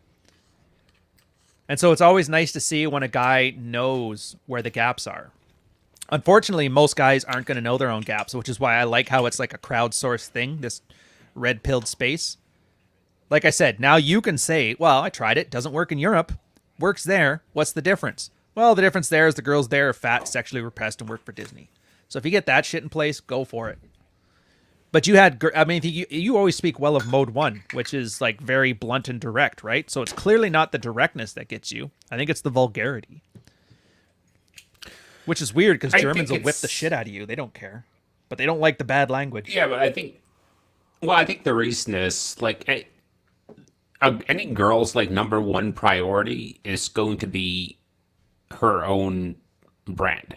Yeah. Like she doesn't want to be known in her town as a slut. And even if you're in a city of, let's say, 500,000 or 1,000,000 or 10 million, that instinct is still there. It's kind of like the same way our fear of approaching thing. Because if you approach the wrong girl in a 30-member tribe, you might get a rock upside the head. Yeah. But if you approach the wrong girl in a town of, 10 million, okay, on the off chance you may hit on some gang leader's girlfriend, but most of the time, unless you're a douche about it, even that won't go too badly. Yeah, there's like no consequence. You'll never see this person again. Chances are, never. But your limbic system doesn't know the difference. All instincts know is like, hey, if you do this, you're going to get bit by a snake. Don't do this. Well, and it's like Master Roshi said. I think direct open. I think directness can always work. It's just about. I think Ryan has a point with the vulgarity, and then there is also the slut aspect. Like, if she tells her friends about this, how much of a slut does she seem like? Like, if she's like, yes, this dude came up to me in the street and he's like, yeah, I want to take you back to my hotel room and rail you in the ass. And then we went back to his hotel room and he railed me in the ass for 10 hours. Then I think our friends are going to be like, that's not going to be one of those fun you slut things. But if she's like, oh yeah, he came up to me and he had a direct opener of some kind, but that wasn't vulgar, I think the sell can be made. It's like if you look at some of the London day game guys like Tom Torero and so on, Mm-hmm. and I think the Yad stop is probably the most direct stopping move I've ever seen anyone pull. So I don't think it's directness that's the killer there. No, I mean obviously you gotta be properly direct. Like if you look like a tub of shit, look like a homeless man, a direct stop, they're gonna think, okay, what does he want? Change? Don't clean my windows with that dirty ass squeegee. But that's the whole point. There's like all little details that kind of all add up to this. So when you just see somebody walks up to a girl, talks his way into her pants, and goes to sleep with her, nobody pays attention to those 1,500 little details that he kind of had to work on to build up there. Well, he's in shape. Ah, he's got pretty eyes. He's well groomed. He's got a nice beard. He looks like an artist. He knows how to be congruent with this confidence. Like you can get the same guy say the same forward shit, but if he's like a nervous wreck when he's talking to the other person, it's obviously not going to go as well as like confident Carl walking up and say, "Hey, I can't think of an example. I was going to use the dream opener again, but I'm like, it's kind of the opposite of what we're trying to say here." Or, "Hey, I'm really sick right now, but I had to hit on you." I think it's a narrative thing, Well, that actually. was like, well, that was a good one though. Like, and I've done that myself. Like when you're going to the when you're sick or you're hungover or whatever, you're just gonna go out. You look like shit. You haven't showered. You're wearing sweats. Your hair is fucked up, and you're just sick. And all you want to do is get to where you're going, get what you need to get, and go home. And you Yeah. just have to hit on a girl. And I think that type of, hey, listen, I'm the vibe of, hey, listen, I feel like shit. I'm sick, and I'm just here to get fucking cold medicine. But I just had to get your number or I'd never forgive myself vibe. I think that sells very heavily with girls. Yeah. Well, I guess they can relate to it because how often have they been vegging in stretch pants and a sweater with "eat shit" on the front, or "spank me" Well, on the not back of like jogging that, pants? but like how big is that compliment that I'm totally fucked in this situation, but I just had to hit on you? But that's like the narrative and the plausible deniability, right? Like you were saying, like when I go to my friends and tell them this story, is that going to be a cool story? Oh, this guy looked horrible, but like even through all that, he still like had to talk to me. That's like a power flex. Guy is almost dying of COVID, but he still had to say hello. Like his lungs are like fucking concrete, but he still had to do that yad stop. And Yeah. Dante, the reason they call it a yad stop is that the guy who kind of invented it, or at least popularized this, he called himself Yad. It's that simple. Yeah. That's how most of this stuff gets worded. It's never fancy things like Dread was I don't even know why Dread was called Dread. My best I guess don't is it was either. kind of like a revenge fantasy thing that happened to work, and so people just the name kind of stuck. Yeah, Unless it but was same like like author, if the I guy's say name was this, Dread. yeah, but if I say the style opener, you probably know the style of opener. Oh yeah. Actually, wait. The style opener. No, I don't think I do. It's been that long. I got it confused with the mystery opener, or is that the same thing? No, the style opener is the opinion opener. Usually, who Oh. lies more, men or women? That's the Oh, style okay. opener. Oh, that one. Yeah, yeah, yeah, yeah, yeah. Fuck, I didn't actually know the name on that one, but I would have probably. But once you say it, I totally recall. I guess you're right. After a while, you do get rusty. Neil Strauss, you say? Interesting. Tell me more about this guy. Oh yeah, I recognize this. I don't know. Stuff always makes you Well, laugh, the right? whole That's one point liter is in. that 1 liter what? Coffee? Yeah. Yeah, somebody said I You was might be drinking going a bit instant hard on coffee, the and I just wanted coffee. to end the stream right there. I was so offended. Yeah, but dude, like a liter of coffee might be a bit much. Oh, this is nothing, man. I could drink this before bed. I've so because of my sailor time, I've so become accustomed to like massive amounts of caffeine. Like I'm just numb to it now. Whatever receptors my body had, they burned that shit off years ago. Yeah, like I'm not worried about the caffeine. I'm worried about your fucking stomach lining. Oh, I don't know. Seems to be fine too. To be fair, the only thing that kills my stomach lining is when my old lady makes a hot sauce, which she's doing now. She's got like she went to a farmer's market last Saturday and bought ghost reaper peppers. She's got like a paper bag full of them. And then she went and bought a pineapple and she's going to make like a hot sauce out of it. And I just know I'm going to have to be in the hospital with like you said that anal surgery if I go to town on that stuff. But that's like the thing, right? Anytime you date a girl who's Southeast Asian or Mexican, you better be good with capsicum because you will be. You're going to learn one way or the other. No, but actually, that's a good segue because I was going to say this on the workout side because Hmm. I'm always trying to get guys to start cooking. And I was going to say, if you're going to learn just one style of cooking, go for Thai cooking. Not that I don't agree with you. I'm curious your reasoning on this. Well, the reasoning why is if you want to try and stay in shape and that's why you're cooking, Yeah. uh, Thai packs a lot of flavor for relatively low calories if you avoid the coconut milk curries. Oh, I get you. Yeah, 'cause it's like mostly aromatics, rice noodles, that kind of thing. Yeah, and it's mostly rice and rice noodles, which are like the best carbohydrates. Yeah. A lot of protein, a lot of vegetables, and pretty much the only fat source is going to be cooking oil, which is controllable. Hmm. And you can add a lot of flavor to it with aromatics and seasonings, so the food doesn't get bland. Like the worst kind of food to go for if you're trying to cut, for instance, is white people cooking. What do they call that? Supermarket chic? Yeah, whatever was on Well, sale. you No, I need to add a agree. ton of, well, just on the basis that I think that's the one that has the lowest threshold for technique for to produce. Because I was thinking about this in some for some reason. I'm not really sure why it got in my head, Hmm. but like French cuisine has the most techniques you have to learn in order for you to successfully produce good food. Makes sense. Italian food and Spanish food have less technique but rely more on time. Yeah, I follow And that so I'd far. argue the same thing for Mexican food. It's a very time heavy cuisine.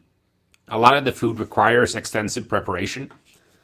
But the good thing about that, and I guess this is the same as the Italian too, like you can prep for an entire week. So it takes a long time, but like you're not limited by portion size. No, that's true. Yeah. But I hear what And you're then you saying. But have yeah, I get you. like Thai is like kind of I like grab and go.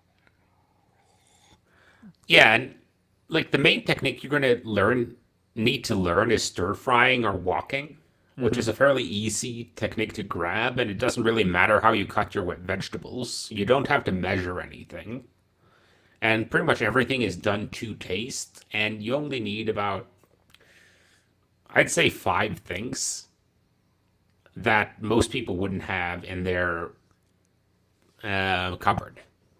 You're talking like the Chinese five spice, MSG. What would the Well, other ones be? A chili oil. well, I'd say a chili garlic oil. Hmm. You'd need a good soy sauce, a good fish sauce, a good Oh, oyster sauce, and then what would be the fifth? like a hoisin. I'd probably go. I'd probably go with Thai basil maybe. Oh, fair enough. But for a sauce, I'd go with the hoisin. But I would go with if you have the garlic chili oil, that's going to be enough heat for most people, and then you have yeah, black pepper, but everyone has that anyway. If you don't have black pepper in your house, what the fuck's wrong with you? Yeah. Well, to be fair, And I like you two styles of Chinese one which don't really fit into that. The first is Szechuan, which is sweet and spicy. But usually with that, all you need is brown sugar and then whatever peppers have like the less flavorful or smoky the pepper, the better, as long as it's spicy. Those ones work well. You just take like, a little bit of soy, brown sugar, hot peppers. You put that together. It's like basic bitch Szechuan. And then Canton style, which would be, let me see, it's been a while. It's soy sauce, dark soy sauce, a little bit of sweet soy sauce, and sesame oil, I think. And then, Shaoxing cooking wine, if you want to add a drunken flavor to it, and the Chinese vinegar. And then really the only issue with the stir fry is moisture control. And I think that's the thing that people miss because you get a lot of like white people stir fries. And the problem is they dunk it all in there at once. And then you end up essentially like boiling your vegetables because all the moisture gets sapped out because you add the salt too early and then you cook it all too early. You got to do what they call it, la mio or whatever. It's like dry cooking. So you like dry cook the green peppers, you dry cook vegetables individually. So their moisture steams off faster than you're able to cook the vegetable. And then when you put it all together, you end up with a very dry stir fry, low heat. You add your sauce at the end, stir it in together to the point where it doesn't have like a pooling at the bottom. Absolutely wonderful. But you're right, that's like really the only technique. And then once you understand like whichever region's flavoring you want, it works out wonderful. Fuck, I should do another cooking video. It's been a while. Yeah, like the only thing I'd say that you kind of have to learn, like that I would say is traditional technique. There are two things. One is heat control, Mm-hmm. but I'm sorry, like if you want to cook, then you just have to learn heat control. There's no way around that. Yeah. And number two is just sizing your vegetables correctly. Oh, you mean like how Because everything is vegetables generally the cook, same size so it cooks the same rate? well, no, I mean the opposite of that. I mean, actually going through the vegetables and go like a green pepper is going to cook faster than a carrot if they're cut the same size. Oh, okay. I see what you mean. Or like if you're adding garlic to anything, you have to add the garlic towards the end so it doesn't burn. Yeah, because it'll end up getting very bitter. Like usually what I do if I'm stir frying and I want to add garlic, put that raw garlic in the sauce because the sauce goes in at the end over low heat, so there's like no chance of burning. Right. Because what you're looking at with most of those stir fry sauces, they have sugar in them a little bit, so you're looking for the Maillard reaction. But yeah, but you don't want them to fully Okay, so caramelize. And if you use cornstarch as a thickener, you want it to just hit a boil. You don't need it to boil for longer than like a couple seconds in order to get the thickening aspect of it. yeah, and like the little cheating with the if you can buy cheap beef, and then you can do like the velveting. Which is You this? use about it's a Chinese technique. That's why like the Chinese beef and broccoli tastes different than most other beef you get. Oh, were So you you talking take about about a that kind of weird teaspoon, brining they use? yeah, a teaspoon of baking soda, and then water over the teaspoon baking soda per pound, I think, about Mm-hmm. thereabouts. And then fill up with water, and then you brine it in there, and then you wash that solution off afterwards. And it has a tenderizing effect on the meat. Oh, it's funny. You do that with beans too. Like if you want, depending on how like firm or mushy a bean you want, like if you're making a bean dip, you actually add a little bit of baking soda, which if you guys don't know, that's a base as opposed to an acid, and then it softens the exterior shells of the beans. They cook faster. They end up more mushy, so you can like mush them better to make like a paste. And if you want more of a, like a firmer bean, you do the opposite. Use vinegar because then it'll help strengthen it. Eggs too. If you want to have like a firmer boiled egg, they usually add like a teaspoon of vinegar in when you poach eggs. It's interesting how acids and bases work. Yeah, it's the same thing. Remember when we talked about how red onion turns green? That's an acidic reaction too, I think. Interesting. Look at this. How's this about obsessiveness? Actually, here, do you mind covering for just a second? I'll be right back. Yeah, sure. But the whole reason why we got into this cooking thing was I was thinking through like if I had to cook only one type of style food for an entire cut, I think I'd go with Thai food just because all your flavor comes from your spices instead of your fats. In traditional Western cooking, most of the flavor is from the fat, not so much from aromatics. So you get more calories, kind of more flavor in some respects, but it's hard to cook calorie light with traditional Western cooking. Even Mediterranean cooking has a lot of oil to it and a lot of olives, that type of thing that adds calories for very little fullness. So that was the main thinking behind it. And once you obsess about something like that, it takes very little. So you might need 3, 4 weeks of training instead of doing months and months or even years for a couple of other cooking styles.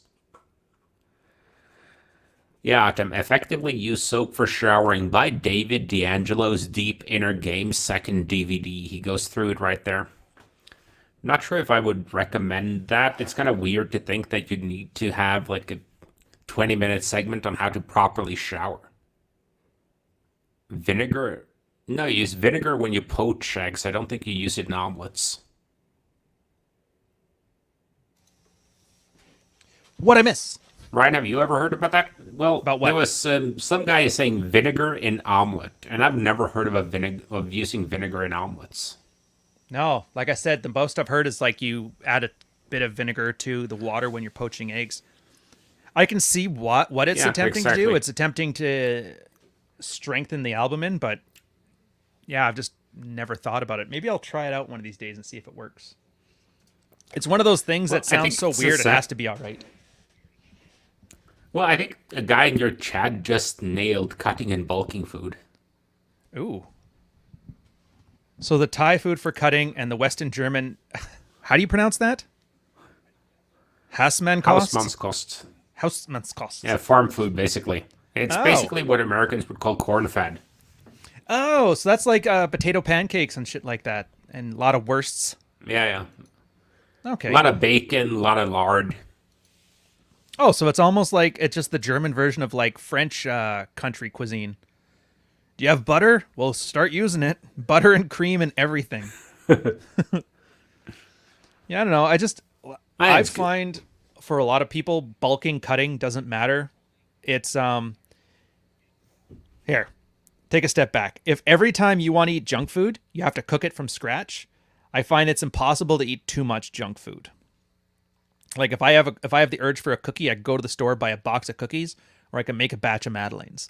Now I have to really want cookies to be willing to spend 20 minutes making cookies. So I eat less cookies.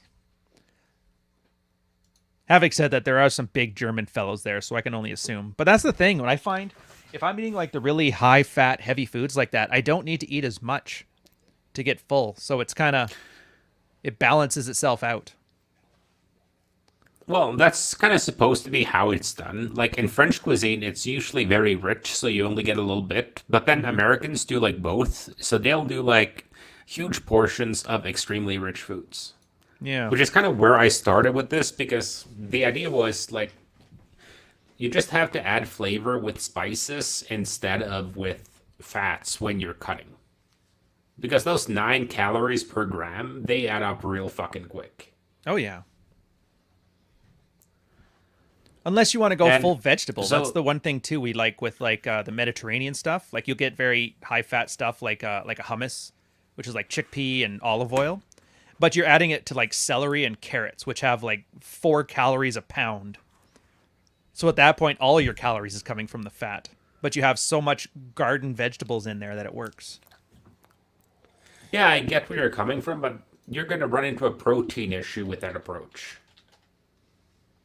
I'll just eat meat. I don't have to. Do I have to think of everything? It's not hard to Well, eat meat. well, not everything, but I'd say if we're discussing cutting diets and protein, that should be one of those things you cover. Mm-hmm. It might be worth it doing it again. Ryan taught me how to iron my laundry. No shame. Oh, dude, that's military. I remember that when they like my mom was a seamstress, so I knew how to iron. But it was interesting the military teaching guys to iron who were like 25 years old, never ironed a shirt in their life before. It's one of those weird things that like changing a tire, changing your oil, changing out spark plugs, ironing a shirt. They used to call it husbandry.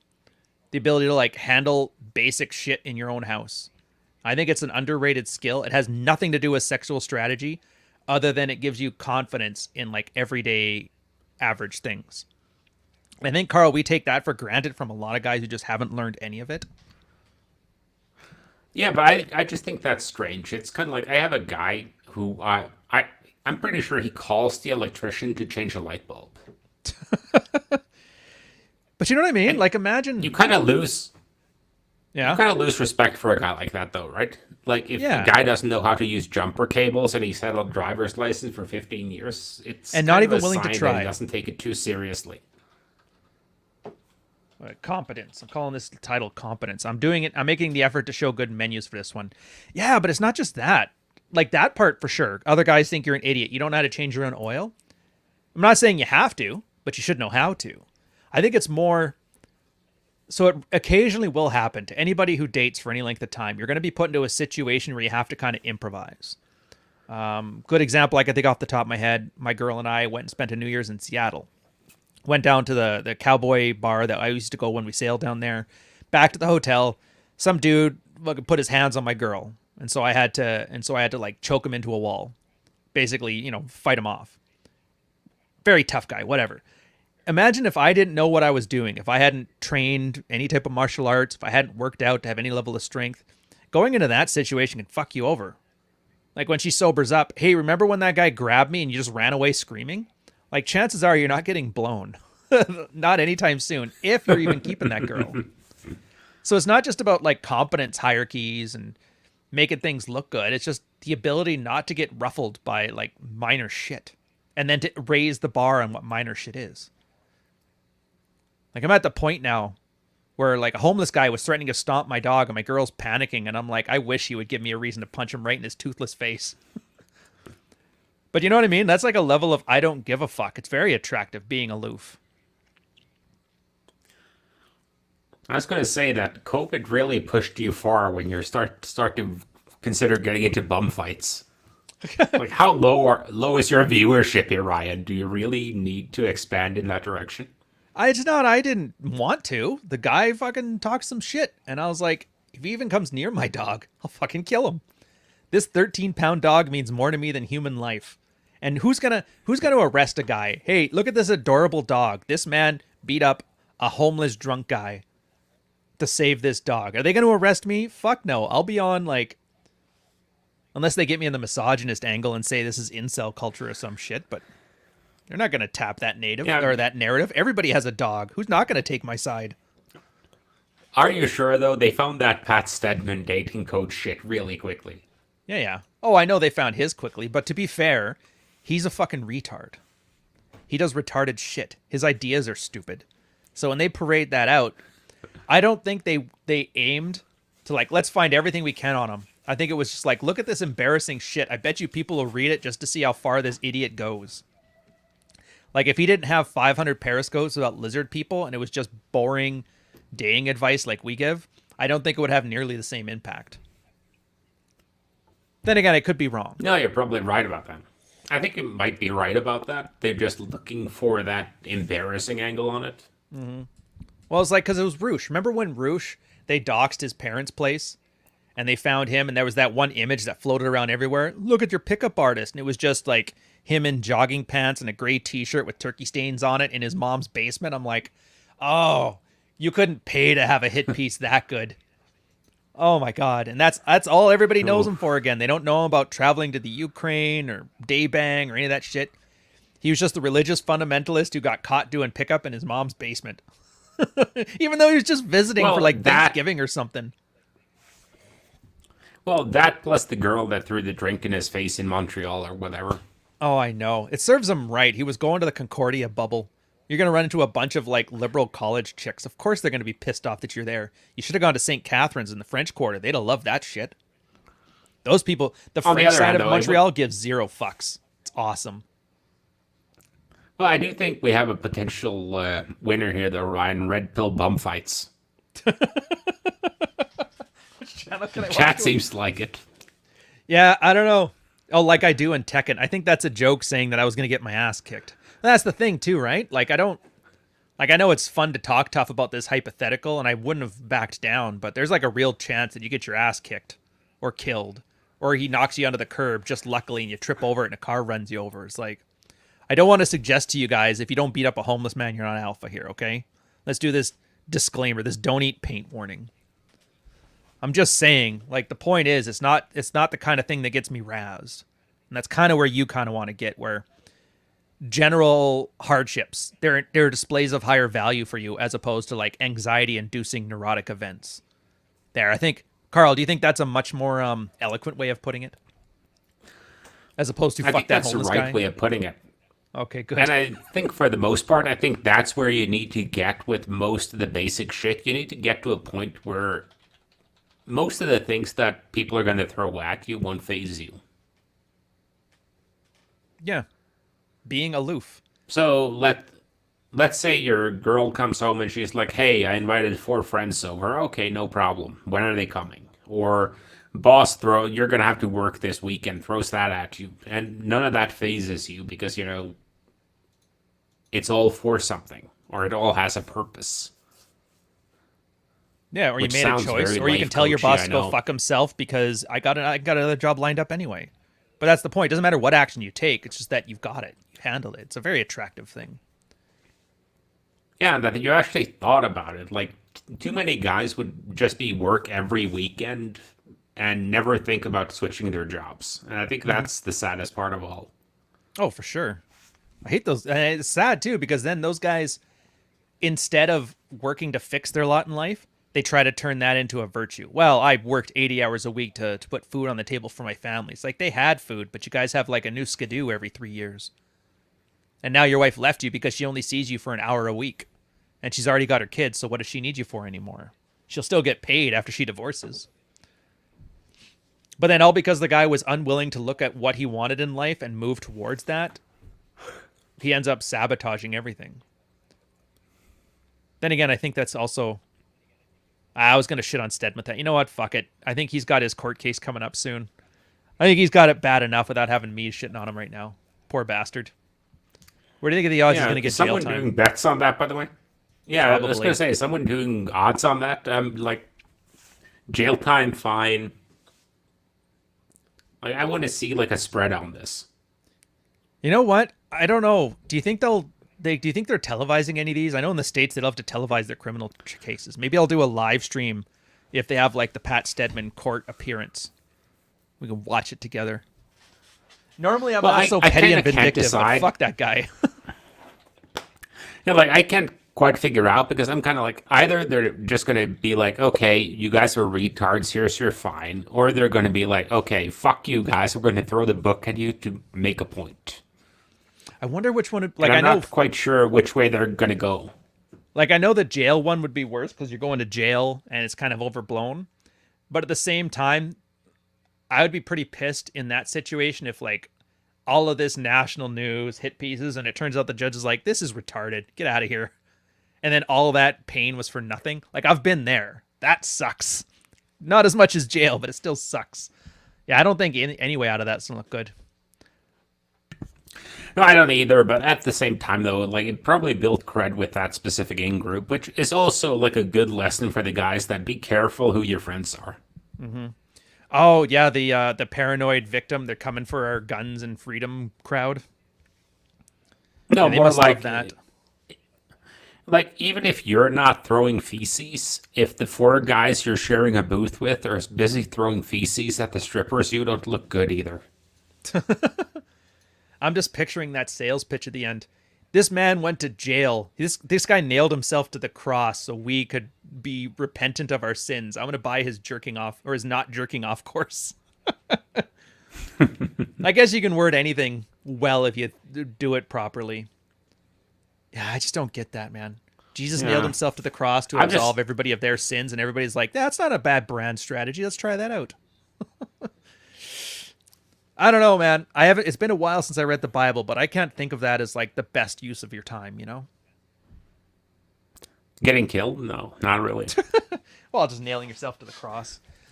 The MRAs were big on that, and that's the first time when I kind of noticed how bad it was.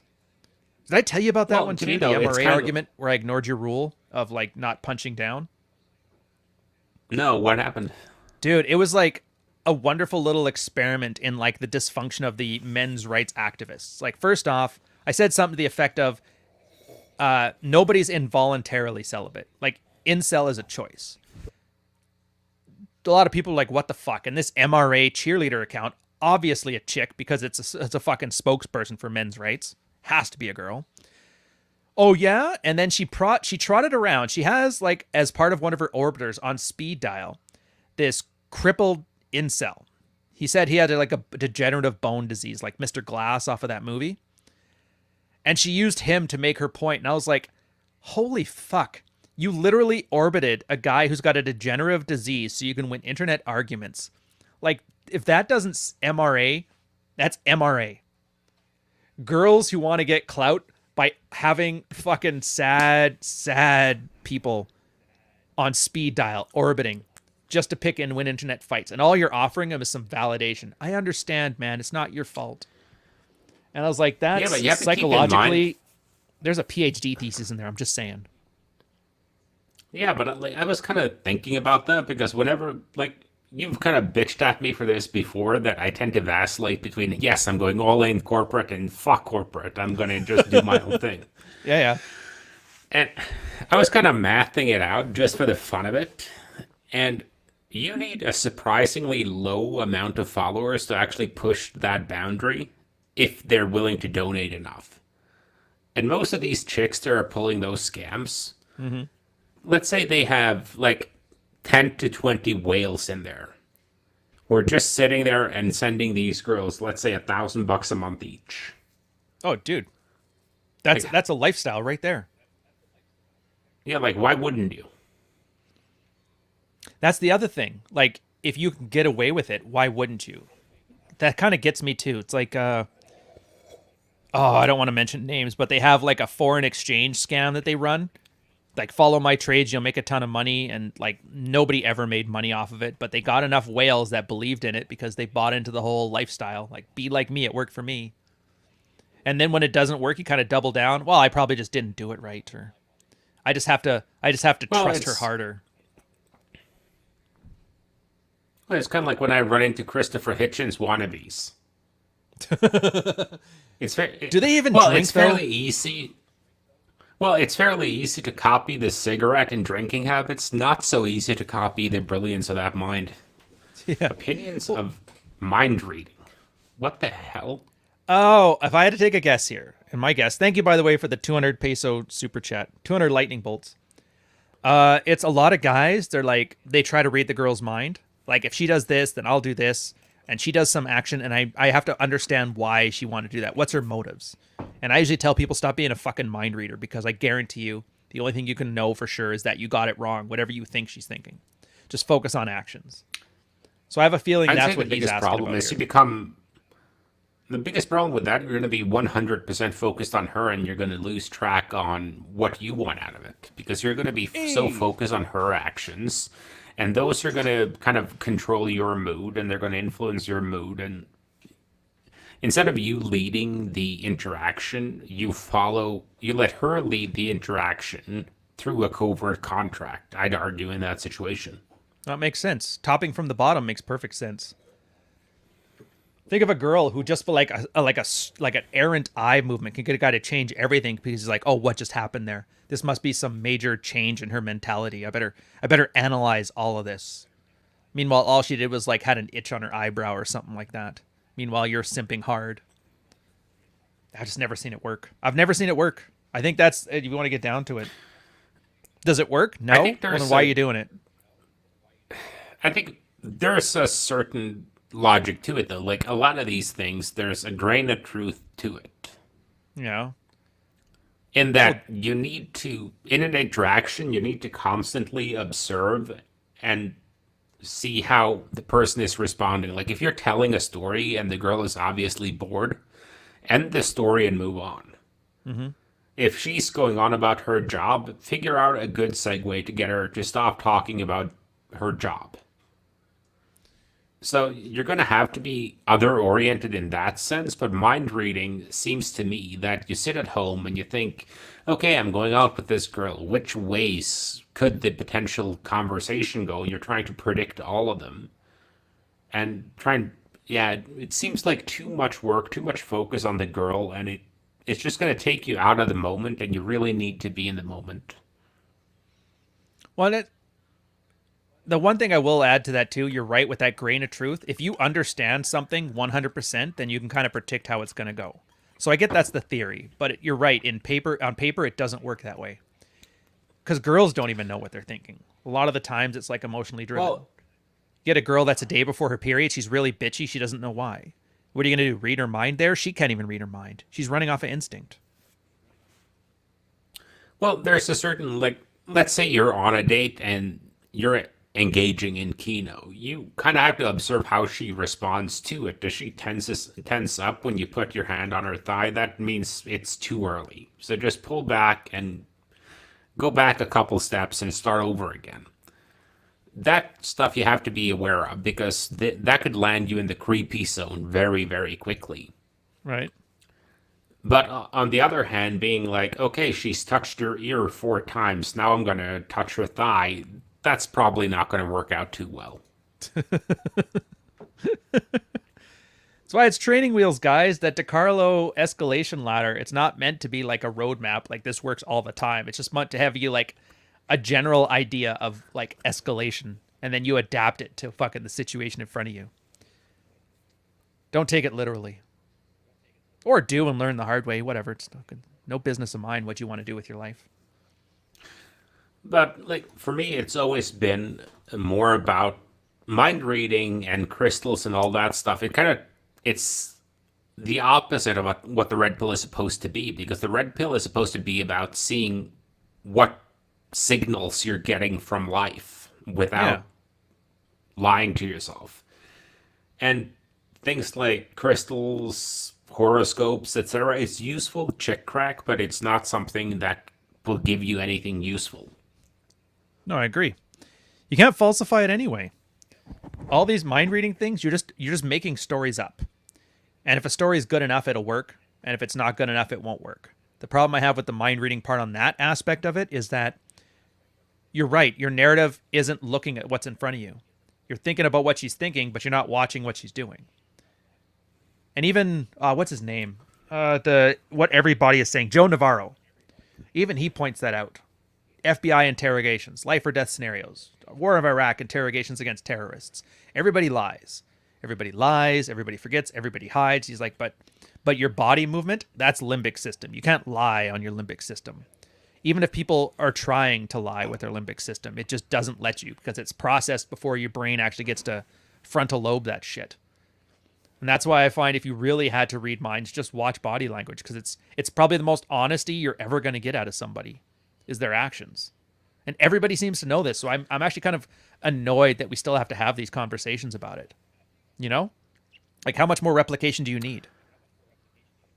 Yeah, and I think with body language, it also comes down to like I'm very aware of my own body language, but even I catch myself in doing things and then I readjust like a split second later when I become aware of it because I just did something subconsciously and then okay, shit, undo Yeah. it. And that's the thing. If you're just some Job Slow, you might miss those, but if you're paying attention, you're probably going to catch that small little thing. That's the whole point of all of this. And that's why observation Yeah, works so like much better. if you're doing like real high power investigations, you're always going to have cameras in there so you can rewatch the tape. You're going to have like a party who's not partaking in the interrogation, just observing body language. Yep. So it's going to be a very difficult situation to To get fake. anything over. I think that's why just sociopaths are able to fake that predictably, just because they don't feel the same things normal people do in that situation.